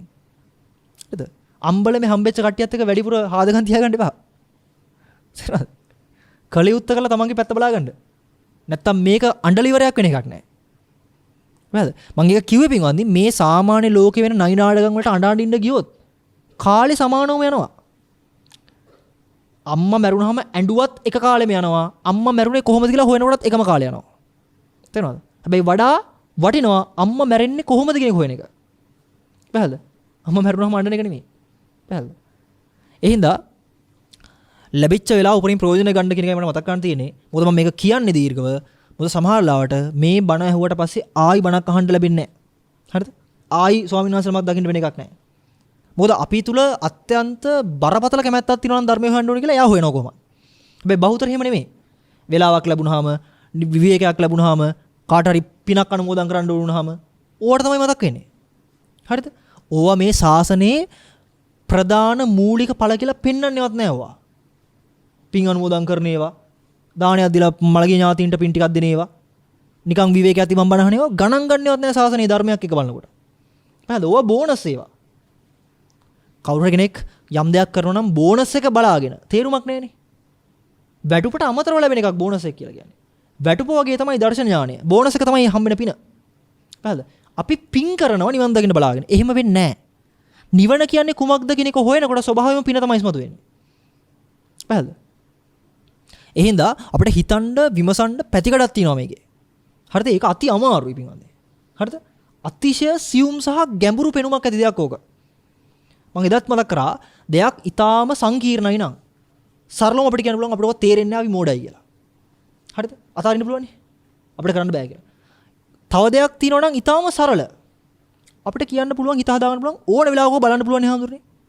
ඊටු වැටි බලා ගන්නවා කියලා. වැඩේ තියෙන්නේ ධර්මයේ කියන එක සියුම් ඒ මට්ටමෙන්ම ගැඹුරුයි. දැන් පස්සේ කරන්නම් කියලා අතාරින්නද මට මේක තේරෙන්නේ නැහැ කියලා අතාරින්නද?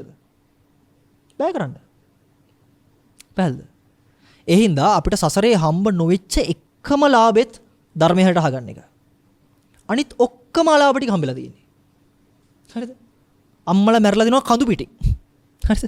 ඒවට අඬලා දිනවා මහා සාගරයේ වතුර ඉක්මවන්න. තාත්තලා මැරලා දිනවා කඳු පිටින්. මැරලා දිනවා සතර මහා සාගරයේ ජල ඉක්මවන්න. නංගි මල්ලි සහෝදරයා සහෝදරිය භාර්යාව බිරිඳ ස්වාමියා නැන්දා මාමා අයියා අක්කා හත්මුතු පරම්පරාවටම එක එක්කෙනා මැරිච්ච ප්‍රමාණයට වෙන වෙනම ඇඬුවොත් ඒ වෙන වෙන අඬපු සියලුම දේවල් වල උපමාර්ථයෙන් ගත්තොත් සිව් මහා සාගරයේ වතුර ඉක්මවනවා අඬපු ටිකට. හරිද? ඔලෝ හිතලා බලන්න ඕගොල්ලෝ ජීවිතේම ඇඬුවත් වතුර බාල්දියක් පුරවන්න බෑ කඳුළු වලින්. කොච්චර සසරක්ද කියන්නේ කියලා ඔය. හරිද? දැන් ඔය ඉවර වෙච්ච සසර ගැනද කියන්නේ? නෑ යන්නත් තියෙන ඔහොමම. ඉවර වුණ නැත්තම්. සරල කතාව මේකයි පිටකදී. ඔගොල්ලෝ මෝඩ නැත්තම් මේ කරපු කුණු හarp ටික ආයි මුලින්දන් කරන්න වෙනවා කියලා තේරෙනකොට තේරෙන්න ඕනේ මේක නතර කරන්න විදිහක් තියෙනවද කියලා බලන්න ඕනේ කියලා. නැත්තම් හැමදාම මැරෙනවා හැමදාම අසනීප වෙනවා හැමදාම මිනිසු තරහ වෙනවා හැමදාම මිනිසු මැරලා ඉස්සරහා ඉදිරියට කඩන් වැටෙනවා. ව්‍යසනාවට පස්සේ මොකෝ වෙන්නේ? අර දැක්කද මම දැන් කොරෝනා කාලේ වෛද්‍යවරු දෙන්නෙක් හස්බන්ඩ් ඇන්ඩ් වයිෆ් අන්තිමට අර තියෙන සූට් එක ඇඳගෙන අඬාඩ බෙන් වෙනවා. අයි දන්නව ඇතුළට ගියොත් මෙන්න වෙන්න මැරෙනවා. ඔහොම වෙනවා පින්වන්ද හොඳේ. අස්පනා අපිට තමන්ගේ ළමයා මරනවා බලන් ඉන්න වෙනවා. හරිද? දැන් මම ඔය සතුරු සනීප ගැන කියන්නේ නැත්තේ ඕවා ඉතින් කොහොමද ජීවිතේ දන්නවනේ. බර්ත්ඩේ පාටි හම්බ වෙනවා, හොඳ යාළුවෝ හම්බ වෙනවා, ඒවත් හම්බ වෙනවා. හැබැයි ඒවා හම්බුනාට ඒවා සුළුතරයයි. පැහැදිලිද? තමන්ට අපි තුමු Facebook එකේ යාළුවෝ ඉන්න කියලා 5000ක්. තමන්ට ඇත්තටම අවංකම දෙයක් ෂෙයා කරන්න පුළුවන් කී දෙනෙක් එක්කද? සමහරට එකෙක්වත් නැහැ. හරිද? අර සුසාන් සිං රාජ්පුත් කියලා නළුවෙක් ඒ කාලේ මැරුණා. බෙල්ල වල දාගෙන. මට Twitter following එක තිබ්බා 5.3 මිලියන් විතර. Facebook එකෙත් මිලියන ගාණක් followers-ලා. එකෙක්වත් නැහැ ළඟ හොඳේ. තොණ්ඩුව දාගෙන මැරනකොට. ඒකයි ප්‍රශ්නේ. උදාහරණයක් තමයි මතක් කරේ ධම්මපදයේ ලස්සන ගාතාවක් තියෙනවා. ධනය, බලය, දේපල වස්තුව, දරුවෝ කට්ටිය ඉන්නවා කියලා කෙනෙක් ඉන්නවලු හිස උදුම්මාගෙන. හරිද? හැබැයි අන්තිමට තමන්ට තමන්වත් නැති වෙනවා. පැහැදිලි? අනිත් කවුරු විශ්වාස නැත් තමන්ට තමන් විශ්වාසයිනේ. ඔය තමන් විශ්වාස කරන් ඉන්න තමන් ඉන්නේ. මූත් අනිත් පැත්ත බැලලා hina වෙලා යනවා. කරගන්නයක් කරගනින් කියලා. හරිද? එච්චරට අවුල් මේ වැඩි. හරිද? ඒ හින්දා මම ඒකයි මතක් කරේ යම් කිසි දෙයක් උගන්වන්න නෙමෙයි මෙතන ඇත්තටම අදහස නම්. හරිද? ඔයගොල්ලෝ විමසන්න සහ ඔයගොල්ලන්ගේ වීරයක් හැදෙන්න ඕනේ මේක හොයන්න ඕනේ කියලා. මේ මොකද්ද මෙච්චර මේ හාමුදුරුවෝ කියන්නේ කියන එක. මාව ඕනේ නැහැ විශ්වාස ගන්න. හරිද? බුදුහාමුදුරුවෝ සම්බන්ධයෙන් යම් කිසි ශ්‍රද්ධාවක් තියෙනවනේ. බුදුහාමුදුරුවෝ ගැන ශ්‍රද්ධාවක් නැත්නම් Tamanට වඩා මේ ලෝකේ හොයාගත්ත කවුරු හරි ඉන්නවා කියලා පොඩ්ඩක් අදහසක් තියෙනවනම් ඒත් කවන්නේ නැහැ. ඒක හොයන්න. හරිද? මම ඒක හොයන්න කියලා බල කරන්නේ කාලය කවදාවත් අපිට සාධාරණී කරන්නේ නැහැ. හරිද? ආයි පිටිපස්සට ටයිම් ට්‍රැවල් කරන්න බෑ.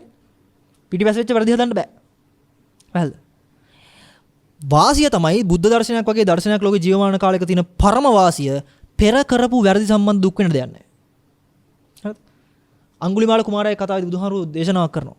මහන්නේ ඕනම චන්ද්‍ර මණ්ඩලයක් ආලෝකය නිකුත් කරන්නේ නැත්තේ ඇයි? කළු වලාව වලින් බැහැලා දෙන තාක් විතරයි. හැබැයි යම් වරක කළු වලාව පහ වෙලා ගියොත් සමස්ත වපසරිය මේක ආලෝක වෙනවා. අබ්බා මුත්තෝ චන්දිමා කියලා කියන්නේ. තේනවද? වලාගෙමින් විදුණු චන්ද්‍රයාසේ වපලනවා කියලා. ඒක දැන් කරන්න පුළුවන්. අන්න ඒකයි වාසිය. නැත්තම් වෙන්නේ වෙන දර්ශනයකට ගියොත් මොකෝ වෙන්නේ? මේ ටික කරන්න එතකොට පහු ගෙවෙයි. හරිද? මෙහෙම කරන්න මෙහෙම හිතන්න එතකොට පහු ගෙවෙයි. වෙන්නේ නැහැ පින්වත්නි. හරිද? පව් කියන එකට කියන්නේ මොකද? පාප කර්ම නේද? පාප කර්මනේ. කර්මයක් නේද? කර්මය කියන්නේ ක්‍රියාවක් නේ. ඇක්ෂන් එකක් නේද? ඇක්ෂන් එකක් නවත්තන්න පුළුවන් තව ඇක්ෂන් එකකින්. බෑ හොඳේ නිව්ටන්ගේ තුන්වෙනි නියමය දැම්මත් බෑ. ඒ ඕනම ඇක්ෂන් එකකට ඊට සමාන ප්‍රතිවිරුද්ධ තව ඇක්ෂන් එකක් තියෙනවා. ඒකට කියන්නේ රියැක්ෂන් එක කියලා. හරිද? ඇක්ෂන් එකක් නවත්තන්න තව ඇක්ෂන් එකක් දාපුවම ආයෙ රියැක්ෂන් එකක් තියෙනවා. ඒකයි විමුක්ත වෙන්න බැරි. එහෙනම් මං කියන එක. එහෙන්දා ලැබිච්ච ජීවිතේ වටිනාකම තේරුම් ගන්න හැමෝම වපසරයක් සකස ගනිත්වා කියන එක මම මතක් කරන්න තියෙන්නේ. හරි? හරි. ඒ හින්දා මම මේකේ අර්ථය ධර්මයේ මතුවෙන්න මම අදහසක් පෙන්නන්නම්. ඔයගොල්ලෝ මේක විමසන්න උත්සාහ කරන්න. හරි. පියාණන් සාමාන්‍යයෙන් ඔයගොල්ලෝ මට හිතලා කියන්න මේ ලෝකේ ඕගොල්ලෝ අකමැත්තෙන් කරන දේවල් වලට උදාහරණයක්. මම මේ දේ නම් අකමැත්තෙන් කරන්නේ හාඳුනේ කියලා. මොනවද තියෙන උදාහරණ?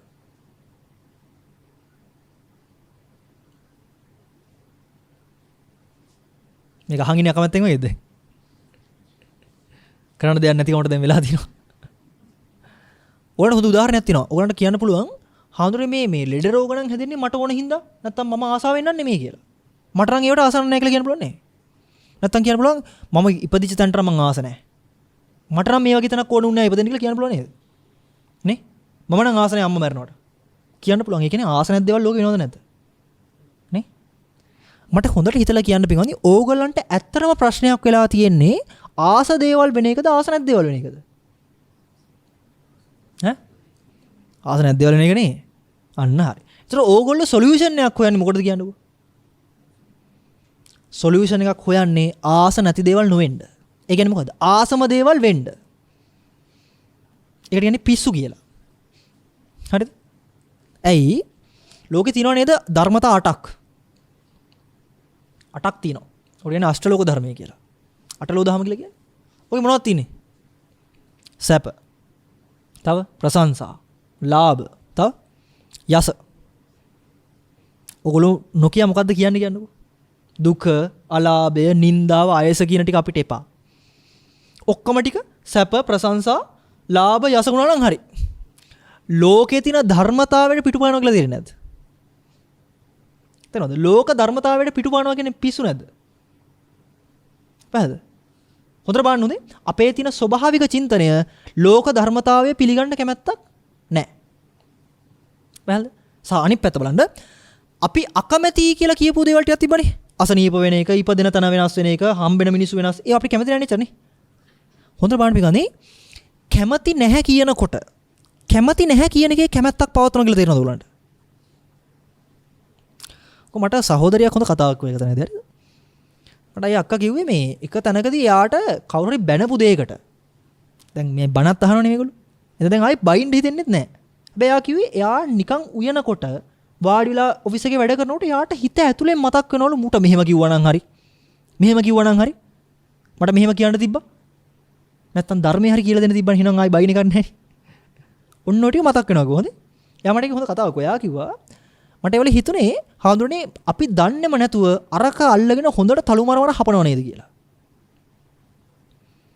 ඒක තේරෙන්නේ නැද්ද? එයා විවන්ද කියන්නේ අකමැති කියන එකට උපරිම කැමැත්තක් තියෙනවා. ඒකයි මේ ලෝකේ කැමැත්ත නැහැ කියලා හිතලා වැඩක් වෙන්නේ නැහැ. හරිද? ඒ කියන ඒ අර්ථයෙන්ම කැමැත්තක් තියෙනවා. තේරෙනවද මං කියන එක? නිකන් මෙන්න මෙහෙම හිතන්නකෝ ඈ. මම කියනවා මේ මම නම් ඉතින් එච්චර දවල්ට කන්නේ මට නම් විශේෂ ආසාවක් නැහැ බත් එහෙම කන්න. මං කියනකො නිකන් ඉනකොට. මොකක්ද ඒකෙන් ඉම්ප්ලයි වෙන්නේ? මට ඇත්තටම අදාළත්වයක් නැත්තම් මම ඔක නිකන් කියවනවද? අපි ලොකු හරු නියම කතාවක් වෙයි කරගද? හරිද? උන් දැන් මිනිස්සෙක් මිරිස් පැලයක් වවනවලු. එන ආසාවෙන් වවනවලු ඈ. පාර යන මිනිස්සුන්ට කතා කරලා කියනවලු මම මේ මිරිස් වලට කැමති නැහැ කියලා. තේනවද අර්ථය? පාර යන කට්ටියට කතා කරලා කියනවා මේ මිරිස් පැලයට මං කැමති නැහැ කියලා. තේරුම මොකද්ද කියන්නකෝ? මේකට මාරම කැමති. පැහැදිලිද මං කියන එක? ඔන්න ඕකමයි ඔය වෙන්නේ. හරි? මම ඒ කිව්වේ අපි ලෝකය පවත්වන්න හදන ආකාරය අපිට හිතුනට හරි කියලා. පදනමෙන්ම වැරදි. හරිද? ඒකයි දුක ඉවර වෙන්නේ නැත්තේ. දැන් කෙනෙක් අහයි දැන් ඕකද ඔය ඇත්තම ඔය දුක කියලා කියන්නේ කියලා. තේනවද? කියන්නේ මිනිස්සු මැරෙන නිසා එන දුක, අසනීප වෙන නිසා එන දුක, අකමැති කට්ටිය හම්බෙන්න නිසා එන දුක, මට ඕන විදිහට මේක පවත්වන්න බැරි නිසා එන ඕකද දුක කියලා අහයි කෙනෙක්. ඕක නෙමෙයි දුක ඈ. ඔය මම පෙන්නුවේ අපි හිතන් ඉන්න දුක් ටික. ඕක නෙමෙයි ධර්මතාවයෙන් පෙන්වන්නේ. උතන පින්වත්නි ඇත්තටම දුකක් හම්බෙන්නේ නැහැ කෙනෙක් හරියට බැලුවොත්. ඇයි ලෝකේ තියෙන ධර්මතාවය පිළිගත්ත මොහොතක කෙනෙක්ට දුකක් එන්නේ නැහැ නේද? මේක මේ ලෝකේ පවතින ධර්මතාවය as it is ඒ විදිහට පිළිගත්තොත්. හරිද? ඒක ඒ 9 පිළිගත්තොත් accept කරොත් එහෙම reject කරන්නේ නැතුව දුකක් එනවද? තමන්ට වෙන දේ තමන් පිළි අර ගන්නවා. මට මේක වෙන්න නියමිතයි. දුකක් එන්නේ නැහැ. සතුටක් එන්නේ. මං දැනන් හිටියනේ මේක කියලා. ඒකට කියන්නේ නිවන කියලා නෙමෙයි ඈ. තේරෙනවද? ඒකට කියන්නේ අති මෝඩයි කියලා. හරිද? රිජෙක්ට් කරන එක මෝඩයි. ප්‍රතික්ෂේප කරන එක මෝඩයි. පිළිගන්න කීට වඩා මෝඩයි. කීට වඩා මෝඩයි කියලා. දැන් ඕගොල්ලන්ට කල්පනා කරන්න බෑ පිළිගන්න එක හුඟාක මෝඩයි නම් අතාරින එක තමයි කරන්න ඕනේ කියලා. මං ඒක කියවනේ මෝඩයි කියලා. ඒකයි මං කිව්වේ හිතන්න වෙනවා දැන් ඈ. පිළිගන්න එක මෝඩ නිසා මිනිස්සු කල්පනා කරා ප්‍රතික්ෂේප කරන එක හොඳයි කියලා. හරිද? ප්‍රතික්ෂේප කරන එක භයානක නිසා මිනිස්සු කල්පනා කරා පිළිගන්න එක හොඳයි කියලා. දැන් මම කිව්වේ ඒක නෙමෙයි. අතහරින එක ප්‍රතික්ෂේප කරන එක මෝඩයි, පිළිගන්න එක අති මෝඩයි කියලා. හරිද? එතකොට කල්පනා කරන්න වෙනවා එහෙනම් මොකද්ද කරන්නේ කියලා දැන්. පහළ මං කියන එක. ඔන්න උතන්ට විමසීමක් එන්න වෙනවා. පහළ. හරි. මෙන්න මේක පොඩ්ඩක් කල්පනා කරලා බලන්න. හරි. ඔල හිතන්න මම මේ ඉස්සරහින් පළවෙනියට මින අය මං අය කන්ට ලං කළා දෙයක් කියනවා. හරිද? මේ කාරණා හොඳට අහන්න ඕනේ. මම දෙයක් කියනවා. මං කියනවා අයියෝ ඔයා අනිත් අයට කියන්න ඕක කියලා. දැන් අයියෝ කියනවා ඈ. ඔහොම දිගට ගිහිල්ලා මෙතන ඉන්නවනේ එක්කනේ. එයා ආවිලා මට කියනවා හාමුදුරුවෝ මෙහෙමයක් කිව්වේ කියලා. හරිද? ඊට පස්සේ මම කල්පනා කරනවා ඇත්ත තමයි මම කියපුව තමයි කිව්වේ කියලා. හරිද? කතාව පැහැදිලිද? මම දෙයක් කියනවා මෙතන ඉන්න පළවෙනි අයට. ඊට පස්සේ එයා කියාගෙන ගිහිල්ලා වටෙන් ගිහිල්ලා මෙතන ඉන්න කෙනා මට ඇවිල්ලා කියනවා මෙහෙම එකක් මට කිව්වා කියලා. මම ටක් ගාලා තේරුම් ගන්නවා හරි මම කියපු කතාව මම කියපු මැසේජ් එකම පාස් වෙලා ගිහිල්ලා කියලා. හරිද? දැන් ප්‍රශ්නයක් නැහැ නේද මේකේ? කිසි ප්‍රශ්නයක් නැහැ දැන් මේකේ. විය යුත්ත උනා. ඊට පස්සේ අයියා මාත් එක්ක කතා කරන්න එනවද? අයියා මාත් එක්ක කතා කරන්න එනවා. ඊපස්සේ මං කියනවා මේ මම කිව්වේ මෙහෙම එකක් නේ. අයියා අනිත් කෙනාට ඒක කිව්වද කියලා. ඊපස්සේ පළවෙනි අයියා අහනවා එහෙමයක් හාමුදුරුවෝ කිව්වේ නෑනේ. මං කිව්වේ තේරෙනවද? පළවෙනි අයියා ආවිලා කියනවා හාමුදුරුවෝ මට එහෙම යන්න නෙමෙයි කිව්වේ කියලා. බැලුවා මං කියන එක. දැන් මේකයි කතාවේ මෙතන ට්විස්ට් එකක් තියෙනවා හරි. මං ඇත්තරම පළවෙනි අයියට මොනවද කිව්වේ නෑ. කියනවා වගේ පෙන්නුවේ. හරිද? කොහොමරි අවසානයේදී මම දෙයක් කිව්වා කියලා අවසන් කෙනා කියනවා. පැහැදිලිද? ප්‍රශ්නේ තමයි මම නොකියපු මම කිසියම්ම දෙයක් නොකියපු බව මට මතක වෙනවා. ඒ කට්ටියක් මම කියන දේ පිළිගත්තා වගේනේ දැන්. ඇයි එක එක්කෙනා මට පේනවනේ කන්ට කර කියනවා. මට තේරෙනවා මම කියපු එක දැන් ප්‍රචාර වෙනවා ඇති. අවසාන කෙනා මට ඇවිල්ලා කියනකොට ඔබ වහන්සේ මෙහෙමයක් නේද කිව්වේ කියලා මට හිතෙනවා මම එහෙම කිව්වා කියලා. දැන් මොකෝ වෙන්නේ? අයියා මට තියෙන බයට කිව්වොත් ඔව් ඔබ වහන්සේ ඔක තමයි කිව්වේ කියලා ලප්තනම ඉවරයි මාත්. නැද්ද? හැබැයි නුවණ තියෙනවා නම් ඉස්සරහා ගෙනාට එයා කියනවා ඔබ වහන්සේ මම කිව්වේ නෑ. හරිද? දැන් බලන්න හොඳට පොඩ්ඩක් හොඳේ. මම කියපුව අදහස ගන්න ඕනේ මේකේ. අයියා මට කිව්වොත් ඔබ වහන්සේ ඔහොම දෙයක් මට කිව්වේ නැහැ කියලා. එතන අර්ථය හැටියට මට වැරදිලා කියලා තේරෙනව නේද? නේද? හිතන්න පළවෙනියට මම යම් විස්තරයක් කිව්වා කියන අයියා අවසානදී ඇවිල්ලා මට කියනවා ඔබ වහන්සේ ඔමයක් කිව්වේ නැහැ කියලා. හරිනේ? මතු පිටින් ඕක හරි වගේ තමයි. ඔය කියන එක මතු පිටින් හරි වගේ තමයි. ඇත්තනේ වෙච්ච දේ. මම මොනවත් ඇත්තටම පළවෙනි අයියට කිව්වේ නැහැ. හැබැයි අවසානදී ගියාම මොන හරි කියලා. ඒක මට ඇවිල්ලා ගිහුවම මට හිතෙනවා මම ඒක තමයි කිව්වේ කියලා. අයියා මාව කවුන්ටර් කරනවා එහෙමයක් කිව්වේ නැහැ කියලා. ඔය හැමෝටම තේරෙනවා එහෙනම් ප්‍රශ්නයක් තියෙනවා දැන්. හරිද? හරි. මට හිතලා කියන්න හොඳට ඔය උඩින් පෙවුනට ඔය කියපු කතාව හරි වගේ. ඔහොම දෙයක් කිව්වේ නැහැ කියලා කියපු කතාව හරි වගේ කියලා හිතුණාට ඇත්තට මේක හරිද?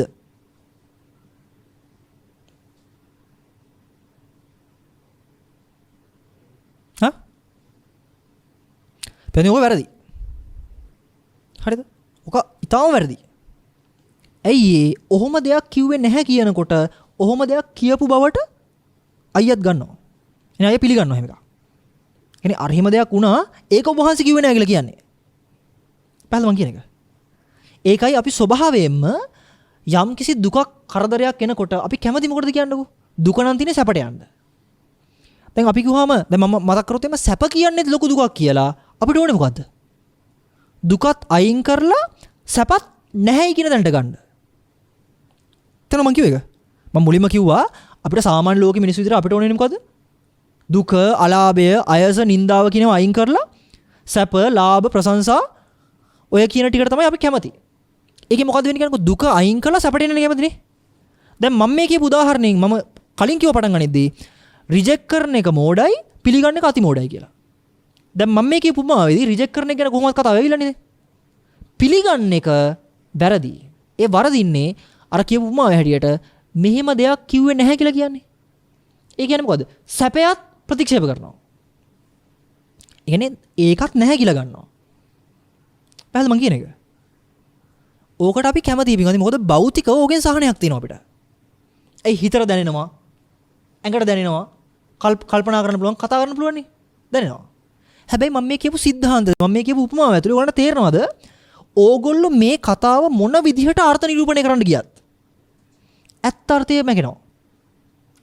ඕගොල්ලන්ට මෙතන කතාවේ අර්ථ නිරූපණය කරන්න තියෙන්නේ මොකද්ද? විදි දෙකයි. එකක් තමයි පළවෙනියට අයියා කියපු දේ තමයි දෙවෙනි කෙනාට ඇහුනේ. ඒක තමයි වටේට ගියේ. අවසාන කෙනා කිව්වේ හාමුදුරු කියපු දේ. ඕක එකක්. ඕක තමයි බහුතරයට හිතෙන්නේ. දෙවෙනිට කල්පනා කරන කෙනා කතා කරලා බලනවා මාත් එක්ක. ඔබ වහන්සේ මොකක්ද ඇත්තටම කිව්වේ? මම ඒතර කියනෝනේ අර අන්තිමට කියපු දේ. ඒතර පළවෙනියට මම පණිවිඩය දුන්න කෙනා කියනවා ඕක නෙමෙයි කිව්වේ කියලා. නේද? ඒතර ස්වභාවයෙන් මොකෝ වෙන්නේ? දැන් කලින් උනේ පිළිගන්න එක. හරි ඒක තමයි උනේ කියලා. දෙවෙනිට වෙන්නේ පිළි නොගන්න එක. පැහැදිලිද? මම කිව්වා උපමාවේ හැටියට මම කිසිම දෙයක් කියන්න අදහස් කරේ නැහැ. නිකන් කන්ට මෙහෙම ලං වුණා විතරයි. පැහැදිලිද? මේක කන නම් මම මෙහෙම ලං වුණා විතරයි. පැහැදිලිද? ඔන්න ඔය නොදැනුවත්කම හින්දා තමයි මම දෙයක් කිව්වා කියලා බහුතරේ පිළිගන්නෙත් නෑ. ඔබ වහන්සේ ඔහොමයක් කිව්වේ නෑ කියලා අනික් කට්ටිය ප්‍රතික්ෂේප කරන්නේ. පැහැදිලිද? ඇත්තටම මුලින් මොකක්ද උනේ කියලා දන්නවනම් ප්‍රතික්ෂේපය සහ පිළිගැනීම කියන දෙකම බිහි වුණේ කොහොමද කියන නුවණෙනවා. තේරෙනවද? එතකොට මොකද? සැපය කියන එකේ ප්‍රශ්නයත් සැපයෙන් මාරු වෙන්න දුකට යන එකේ ප්‍රශ්නයත් දුක කියන එකේ ප්‍රශ්නයත් දුකෙන් මාරු වෙන්න සැපට යනවා කියන එකේ ප්‍රශ්නයත් ඒ සමස්තය අහු වෙනවා. නැත්තම් වෙන්නේ මොකද කියන්නේ? දුකෙන් ගැලවෙන්න සැපට යනවා, සැපෙන් ගැලවෙන්න ආයි සැප නැහැ කියලා ගන්නවා. සැප නැහැ කොහොම ආයි දුකට එනවා. පැහැදිලිද? ඒකයි වෙන්නේ. ඔන්න ඔයයි චක්‍රය කියලා කියන්නේ. නොදන්නකම තිබ්බොම මොකෝ වෙන්නේ? මෙතන රණ්ඩුවක් පටන් ගත්ත හැකි පැති දෙකකින්. කට්ටියක් කියනවා නෑ හාමුදුරු කිව්වේ ඒකමයි. හරිද? කට්ටියක් කියනවා හාමුදුරු ඒක නෙමෙයි කිව්වේ කියලා. ඔය පක්ෂ දෙක බෙදාගෙන ගහගත්ත හැකි. බලන්න දැන් හොඳේ. පක්ෂ දෙකක් බෙදිච්ච ගමන් රණ්ඩුවක් ඇති වෙනවා. රණ්ඩුවක් ඇති වෙනකොට පාලනය කරන්න මොකද වෙන්නේ? නායකයෙක් ඕන වෙනවා. නායකයාට පාලනය කරන්න නීති රීති පද්ධතියක් හදන්න වෙනවා. නීති රීති පද්ධතියක් දානවා කියන්නේ සිස්ටම් එකක් හැදෙනවා. සිස්ටම් එක හැදිච්ච ගමන් මොකද වෙන්නේ? සිස්ටම් එකක් හදන්නෙම කොහොමද? හදන්න වෙන්නේ මේයි. නහයට ආන්න නැති හින්දානේ. එනේ සිස්ටම් එක බ්‍රේක් වෙන තැනක් එනවා. ඒ කියන්නේ නීති රීති සම්පාදනය කරන්න වෙනවා. නීති රීති සම්පාදනය කරාම නීතිය ආරක්ෂා කරන කට්ටියකට ඉන්න වෙනවා. නීතිය කැඩුවට පස්සේ ඒගොල්ලන්ව වෙනම තැන්පත් කරන්න තැන් ආයි හදන්න වෙනවා. මොකෝ වෙන්නේ? ලස්සන ලෝකයක් බිහිනවා. පැහැදිලිද? එච්චරයි වෙන්නේ. ඔක හැමදාම ජීවිතේ එකම විදියට ගියපු එකක්. හරිද? අග්ගඤ්ඤ සූත්‍රය ලෝකේ මුලින් ආරම්භුනේ කොහොමද කියලා බුදුහාම මතක් කරන්නේ? පෘථිවිය. එදා ඉඳන්ම මනුසම්මත රජුරු ඉඳලා තිනවා. නේදත් මේ ප්‍රශ්න ටික මෙහෙමම තිබලා තිනවා. හොරකම, වංචාව, දූෂණය, කාමීත්‍යාචාරය ඔක්කොම තිනවා. හරිද? ඒ DNA එක ඉතින් පාස් වෙන්න බෑ අපිට. නේද? ඉතින් ඒක අපි පොඩි කාලේ තිබ්බා, දැනුත් තියෙනවා, අපි මරණ කොටත් තියෙයි, ඊළඟ පරම්පරාවලට තියෙයි. ඉවර වෙන්නේ නැහැ. හරිද? ඉතින් ඔන්නෝගේ පදනම බින්දින එක තමයි බුදුහාම මතක් කරේ. අර තණ්හාව කියන වඩුවවම නැසුවා කියලා. කැණි වඩල කුඩු කරා ඔබට ආයි ගියක් හදන්න බෑ කියලා සියනවාද කරා. ඒ කියන්නේ ඒ අර්ථය. හරි? එහෙනම් විමසන්න කාරණා ගොඩක් තියෙයි. එහෙනම් විමසන්න කියන එක තමයි කරන්න තියෙන ආරාධනාව. හරි? හරි පින්වත්නි. අවසාන වශයෙන් මට මතක් කරන් තියෙන්නේ ඕගොල්ලෝ පුළුවන් තරම් දුන්න වීරිය කැපවීම, ඒ දුන්න සිහිය, ඒ පෙන්නපු ශක්තිය යම් සත්‍යයක් හොයාගන්න තිමිරි ගෙහිම මරලා දාන්න එපා. ඔය චින්තනය අතිශය ප්‍රබලයි. මතක් කරලා තිනවා කෙනෙක් සත්‍ය හොයන්න යන්න තියෙන හොඳම තැනනේ පැවිද්ද. කෙනෙක් කුල පුත්‍රයෙක් හෝ කුල දියණියක් ගිහි ගෙයින් නික්මිලා සත්‍ය හොයන්න ඕනේ කියලා පැවිදි භූමියට එනකොට වෘක්ෂ දේවතාවුන් වහන්සේලා පවා ගස් වලින් බිමට වැහලා වන්දනා කරනවා කියලා. මහා පුරුෂයෙක් ගෙදරින් නික්මෙන්නේ සත්‍ය හොයන්න යන්න කියලා. මොකද එච්චරට ප්‍රතිබලයි මේ ශක්තිය. ඇයි? සියල්ලෙන් සියල්ල ඉවර කරන්න යන්නේ. අනිත් හැමෝම සියල්ලෙන් සියල්ල ඉවර කරන්නේ නැහැ පින්වත්නි. ඔක්කොම චුට්ට ඉවර කරලා ගොඩාක් බදා ගන්නවා. අර රත්තුමා බත් කාපු විදිය තමයි. හරිද? එහෙන් මෙහෙන් කාලා බඩ පිරලත් නැහැ මහන්සිය හිමමයි. පැත්තක ඉඳන් කන්න ඕනේ හරියට. හරිද? ඒකයි චින්තනයේ තියෙන වටිනාකම. එහෙනම් මේ එච්චර උත්කෘෂ්ඨ තැනකට ශාසනය පෙන්වලා තියෙන බුදුහාමුදුරු ධර්මය, ඒ වගේ මේ ධර්මයේ හොයන සංඝයාගේ ගුණය උච්චර උත්කෘෂ්ඨණියේ හින්දා. ඒකයි බුදුහාමුදුරු මතක් කරලා තියෙන්නේ කප්පානි සත සහස්සානි සංඝයේ දින්නන් නසති කියලා. මහන්නි කපක් ගියත්, කල්ප කාලාන්තරයක් ගියත් සංඝයාට දුන්න දානේ ආනිසංස මකන්න බෑ කාටවත්. ඇයි? ලෝකෙන් එතර වෙන්න උත්සාහ කරන සත්පුරුෂයෙක්ට අතක් පාදලා දුන්නාත්, දිශාවක් පෙන්නුවත්, ඉඳගන්න ආසනයක් පෙනෙව්වත්, වතුර වීදුරුවක් ලං කරත්, වළඳලාද ඉන්නේ කියලා වචනයක් ඇහුවත්, හරිද? කොහෙටද වඩින්න ඕනේ කියලා වචනයකින් ඇහුවත්, ඒ කරන උදව්ව සසරෙන් එතර වෙන්න සත්පුරුෂයාට උදව් වෙනවා. ආනිසංසය මොකද්ද? දුන්න විදිහෙන් ලැබෙන්නේ. උදව් කරපුණාට සසරින් ඉන්න බැරුව වෙනවා. යන්න වෙනවා. හරිද? එහෙම වෙන්නේ. එහෙනම් ඔච්චර ආනිසංසය කියලා මතක් කරන්නේ. ඉතින් නිකන් හිතන්න ධර්මයේ ඔච්චර වටිනවා නම්, සංඝයා ඔච්චර වටිනවා නම්, ඔය දෙකම ලෝකේ ජීවමාන කරන්න බුදු කෙනෙක් පහළනවා කියන කොච්චර වටිනවද කියන එක. හරිද? ඉතින් ඒකට දහස් වාරයක් නෙමෙයි කෝටි වාරයක් වැන්දත් වැඳලා ඉවර ගන්න වෙන්නේ නැහැ. හරිද? හරිද? එහෙනම් උත්කෘෂ්ඨ වන්දනාව තමන් භෞතිකව කරනවා වගේම ඒ චින්තනය උපදවා ගැනීම තමයි උත්කෘෂ්ඨ බුද්ධ වන්දනාව. එතනට කටයුතු කරන්න. හරිද? හරි. ඒ වෙනුවෙන් හැමෝම එකතු පහදුලා කරපු ධර්ම දානමය පින්කම ලැබිච්ච ආනිසංශය සියලු දෙනාම අනුමෝදන් වෙත්වා කියලා අපි දේශනාව හමාර කරනවා. දායකත්වයේ දක්වන්න යෙදුනේ නම්බර 48 5 මත්තේගොඩ සමගියෝනේ පදිංචි චමින්ද ආර්යසිංහ මහතා සහ වෙරෝනිකා නුගේරා මහත්මිය විසින් ඒ වගේම අරමුණු විදිහට මතක් කරලා තිනවා 2022 ජනවාරි 29 වන දින උපන්දිනය සමරන මෙත්ලි ආර්යසිංහ දීනටත් අනුලාවති විතානගේ මෑණියන්ටත් ශාන්ති ප්‍රේමචන්ද්‍ර මෑණියන්ට සහ දෙපාර්ශ්වයේම පවුලේ සැමට නිදුක් නිරෝගී සුවපත් භාවයේ චිරජීවනයේ සැලසීමත් මෙම ධර්මදේශනාවෙන් ජනිත වන සියලුම කුසලානිසංස ඊටාම ඉක්මනින් භවගාමී ජීවිතය නිමා කරගෙන සුඛසාගත ප්‍රතිපදාවෙන් පහසුම ආකාරයෙන් කෙටින් මගින් උතුම් චතුරාර්ය සත්‍ය ධර්මය අවබෝධය පිණිස උපනිෂද වේවා කියලා මට පොඩි දෙයක් කියන්න දෙනවා. ෂෝට් කට් එකෙන් නම් කරන්න වෙන්නේ නැහැ මේක හොඳේ. හරිද? සුඛාපටිපදා කිප්පාබිඤ්ඤා දන්දාබිඤ්ඤා කියලා දෙකක් තියෙනවා. දුකාපටිපදා කිප්පාබිඤ්ඤා දන්දාබිඤ්ඤා කියලා දෙකක් තියෙනවා. සුඛාපටිපදා කිප්පාබිඤ්ඤාවෙන් රහත් වෙච්ච උතුමේ තමයි සාරිපුත්ත මහ රහතන් වහන්සේ. හරිද? ඒ කියන්නේ සැප සහගත ක්‍රමයෙන් රහත් වුණා කියලා බුදුහාමුදුරුවෝ පෙන්නන්නේ සාරිපුත්ත හාමුදුරුවෝ. කොහොමද දන්නවද රහත් වෙලා තියෙන්නේ?